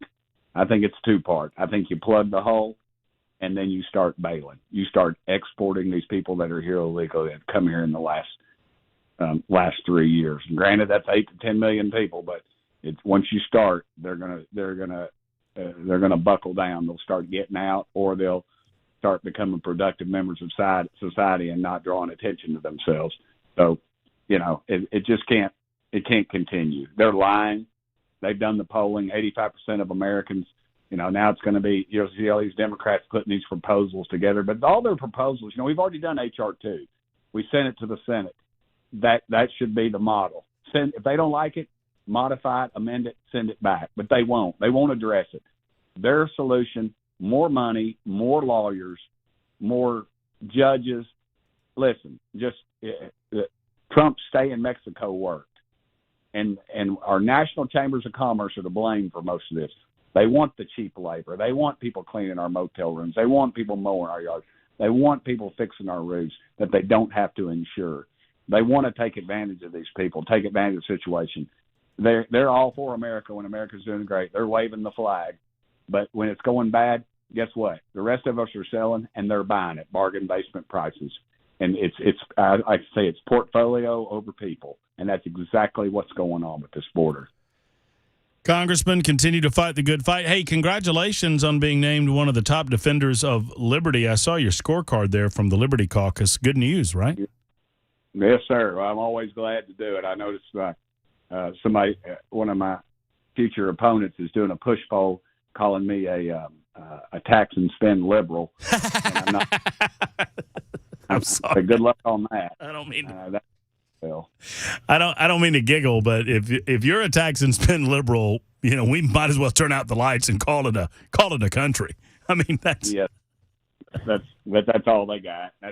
That's McCarthy and some of his people. They're just it's very unfortunate, but that's just what we're up against, and that's why a lot of these wealthy people gave Kevin McCarthy a heck of a lot of money to fight Democrats, and you know what he did? He fought Republicans. He fought conservative Republicans, and to try to elect these moderates. And that's why we're in such bad shape we are, because of our former leadership. And you don't see that with Mike Johnson. He's straight up. He might not vote like we like, but he's a straight up guy, and he's not lying to us. Well, the audience wants me to tell you how much we love and appreciate you, Tim. I thank you for what you're doing in D.C. I appreciate your time. You're always available when we call, and thank you for everything you do in D.C.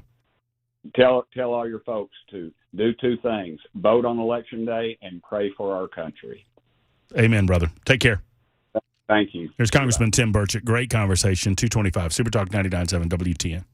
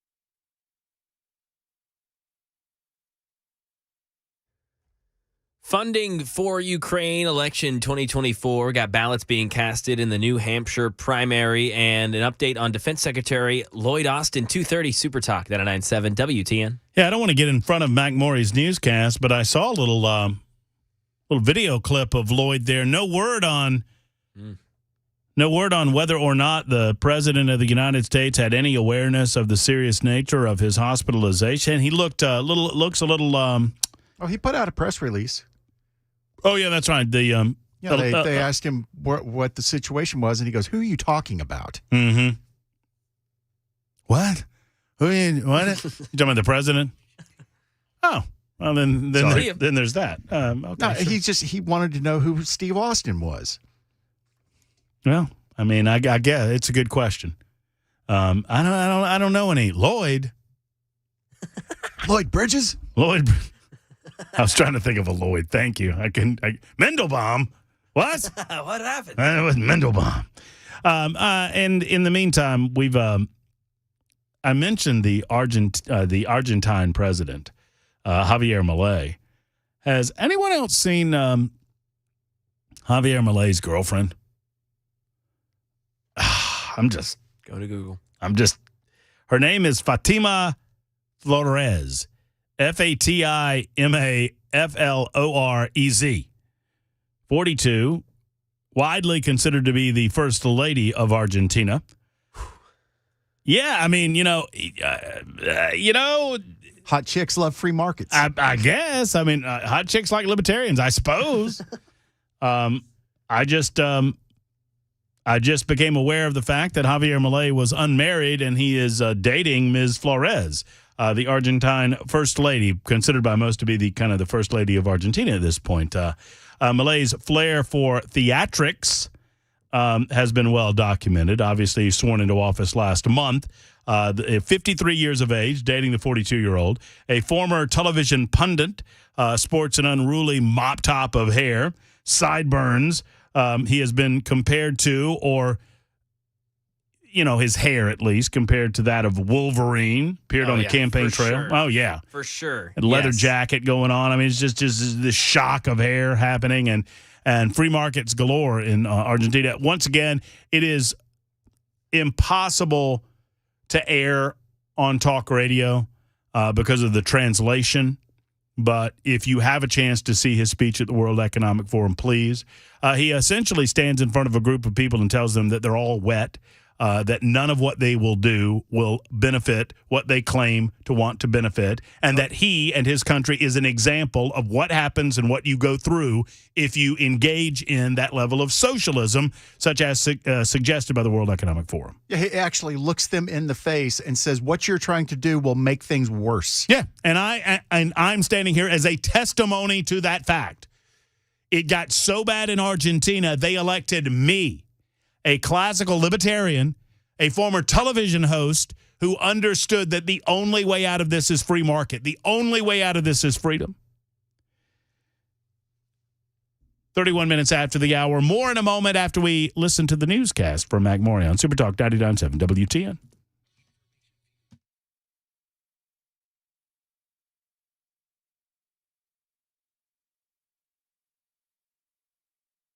.231, I'm Mac Morey with your top stories. Right now, 52 degrees in Nashville. Tracking flooding as a flood watch goes into effect starting tomorrow in a large portion of the mid-state. Got a weather forecast on the way in 2 minutes. In the nation's capital, White House officials are stressing once again that funding for Ukraine needs to be approved by Congress as soon as possible as the situation on the ground is shifting. National Security Council spokesman John Kirby says at the White House briefing today that Ukrainian forces are so low on military supplies that they need to ration how they use them, and that Russia knows where the weak spots are. The Ukrainians are making some tough decisions on the battlefield about what they're going to shoot and what they're going to save for another day, and the Russians know that. So part of this is trying to break the back of the Ukrainian people, but also trying to force the Ukrainians to continue to use munitions in defense of themselves. And Senator Chuck Schumer of New York says that within a short matter of time, Ukraine could be defeated and the world will change, and every American will feel the consequence of that for years to come. Election 2024, with ballots being casted in the New Hampshire primary, a Suffolk University poll shows former President Trump's lead over Nikki Haley actually widened after Ron DeSantis dropped out of the race. He's now up by 22%. And Defense Secretary Lloyd Austin making his first public appearance today since his New Year's Day hospitalization at Walter Reed National Military Medical Center. Luis Martinez has details. He went straight and stayed on the subject matter at hand. This was a meeting that takes place monthly, either virtually or in person, with the 50 countries that are providing military assistance to Ukraine. And in this case, he chose to do it virtually from his home. And obviously, he could have made a reference to it. He chose not to, but it seems that he just wanted to stay on topic, which is Ukraine and the need for countries, including the United States, to provide even more military assistance to Ukraine in his fight against Russia. And that is the latest news. Weather's next. I'm Mac Morey, WTN News.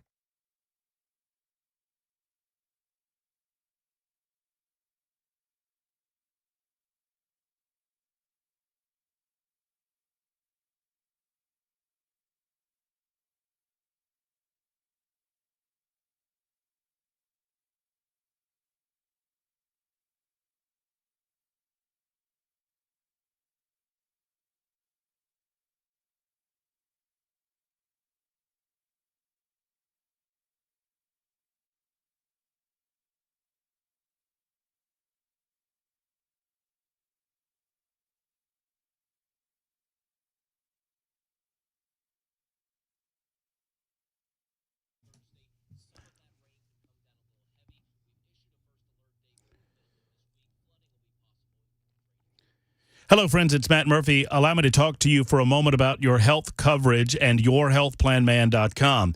Most often, people believe that if it's not open enrollment, that they don't have an opportunity to switch from one coverage plan to the next. It is not true.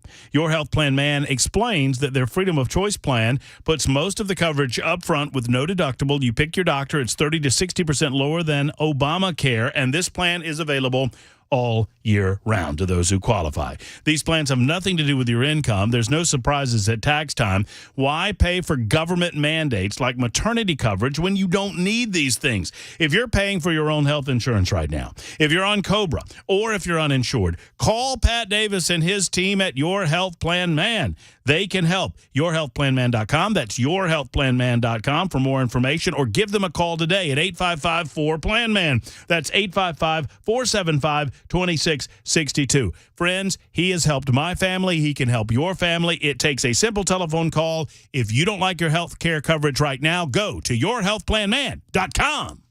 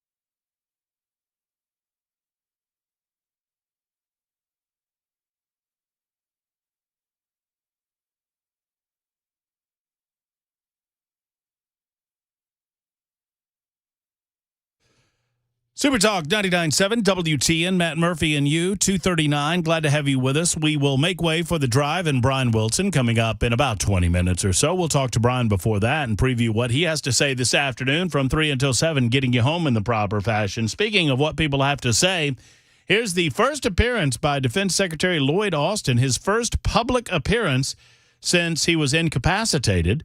You know, he had what he called, amongst a couple of people, I guess, in his office, a elective surgery that turned out to be prostate cancer surgery. I'm amazed that even the mainstream media, as filthy of a liars as they have turned out to be, that they're just giving Joe Incorporated at the White House a complete pass on all of this.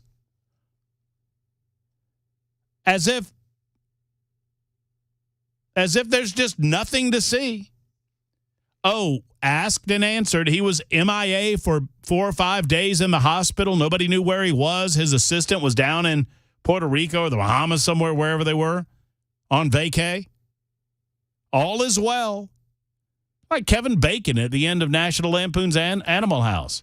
Remain calm. All is well. The United States continues to work hard to monitor and account for U.S. security assistance delivered to Ukraine. And we've seen no... by the way, I'm watching this video on my feed. I've posted this on the Matt Murphy X Machine site. You can find me at Matt Murphy Show. At Matt Murphy Show. Follow me. I promise I'll do something funny before the day is done. I'll amuse you, whether intentional or not. One, it looks like he's in a copy room. Have you seen this video, Bell? No, sir, I have not. If you have the chance, go and look. I've linked it from RNC Research, which is also a good follow on the X Machine. He's got a little logo behind him, Department of Defense. He's got a little flag in the background, one of those little stand-up like desk flag things that cost you $9.95 on eBay or Amazon.com. He's got one of those. He's got a little American flag in there. He's got a little Ukrainian flag in there. It looks like somebody took some magnets and put up the Department of Defense logo. Frankly, it doesn't look like he's at the Pentagon. It is some sort of Zoom location site that there's something off about where he is and how he's speaking to the American people and the public at large. The United States continues to work hard to monitor and account for U.S. security assistance delivered to Ukraine. Okay, one more thought on this. I bet he doesn't have on any pants. Anyway, go ahead. And we've seen no credible evidence of the misuse or illicit diversion of American equipment provided to Ukraine. But what we do see is Ukraine using the capabilities that we provided to defend itself against Russian aggression. Okay, so he claims that there's no credible evidence of misuse of United States equipment provided to Ukraine, even after an audit by our own people found that the United States Department of Defense, probably while Lloyd Austin was getting something done to his prostate. And look, I wish him the best of health. We all got it coming, kid. I wish him the best of health and a long-term recovery as to whatever's going on. I also wish that he wasn't Secretary of Defense, and I think he should have been forced to resign as a result of what they did and did not do regarding his health issue. But the United States had an audit done and found that we've lost track of over $1 billion of equipment, and that we just have no idea where it is. And he says there's no credible evidence to this point. They're just lying to the American people. From the look of that seal on the background and where it's positioned on the wall, it looks temporary. Mm-hmm. And why the hell is there a Ukrainian flag next to an American flag on that copy machine? What would be the point of that inside the Defense Department? Isn't that a copy machine? It looks like it to me. That's what I thought, too. It looks like he's in the copy room. And we need a flag in the background. Hey, we need a seal. Is he in the copy room of some hospital somewhere? You got to wonder. But I will take issue with the thing about the pants. I mean, I'm not wearing them. Why should he? Well, you're not. But that just the quality. If you're gonna go out for the first time since a lot of to do has been made about where you are, and they can't put together a decent broadcast. Apparently no. In the meantime, in a completely unrelated story that I wanted to get to, the editor of the LA Times wants you to not talk bad about California after you leave California. For those of you in the state of Tennessee that are enjoying your time here, and perhaps you are from the left state, the shaky side, out in Cali, God bless you. We're a little bit different around here, but that's what you came for, right? Well, the Los Angeles Times editor, Paul Thornton, is begging Californians in the LA Times, when you leave the state, please don't talk bad about us when you get to wherever you're going. No, I'm not making this up. In an op-ed piece in the LA Times, Paul Thornton writes, "To the people leaving California, may the road rise to meet you as you seek better lives in new places. Now, can you please extend some goodwill to those of us who remain?"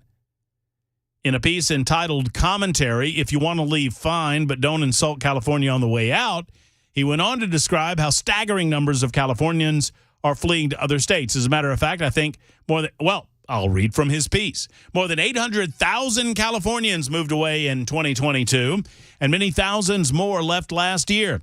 Often the departees, cash in hand from the sale of their $1 million bungalows, feel the need to express disdain for their home state, and some even anger too, he wrote. Thornton went on to describe a relative of his who told him about having to relocate to a small town in another state far away, but being warned against bringing those, quote, weird California ways to his new neighborhood. Thornton asked rhetorically, and which ways would those be? Perhaps it's our embrace of LGBTQ plus Californians.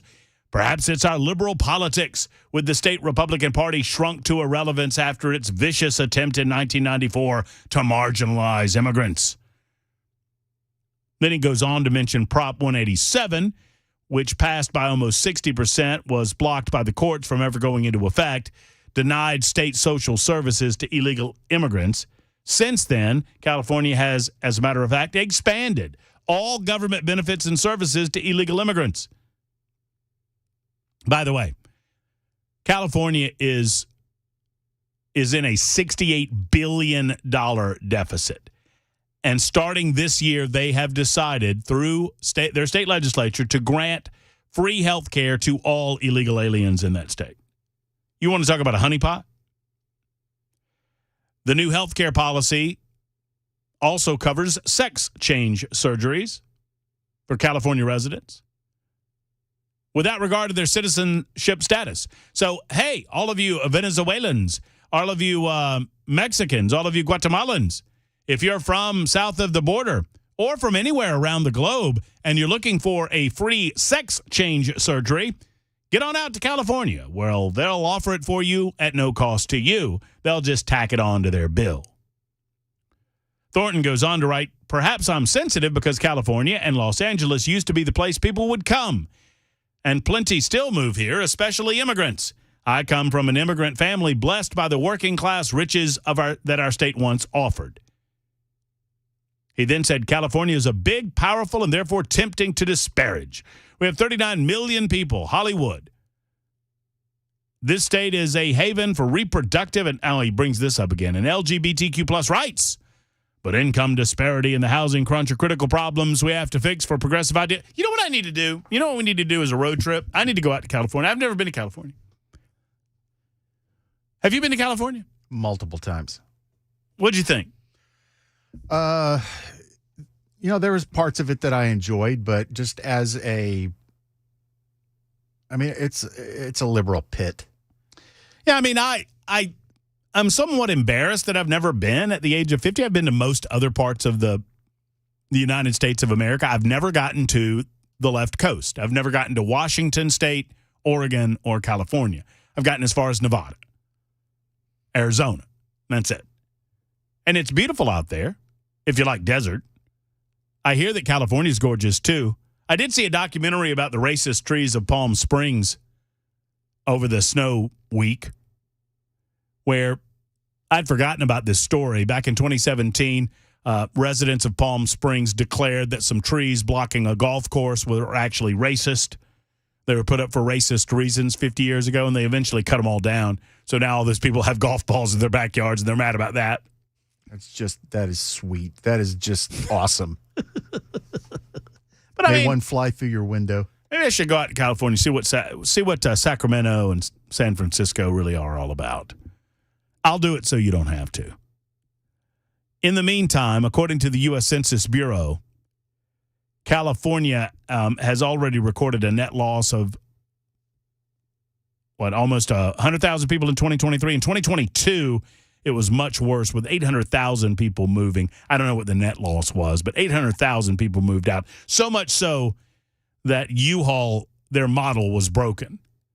The U-Haul model's always been, well, as many people will come over here as will come over there, so we'll always have a U-Haul truck available for people that need them. Well, so many people were flocking out of California, they ran out of U-Hauls, if you've not heard the story. They started paying people to drive them back to California. Right, to continue the business model that was broken by the numbers of Californians trying to get the hell out of that state because it's become a hellhole.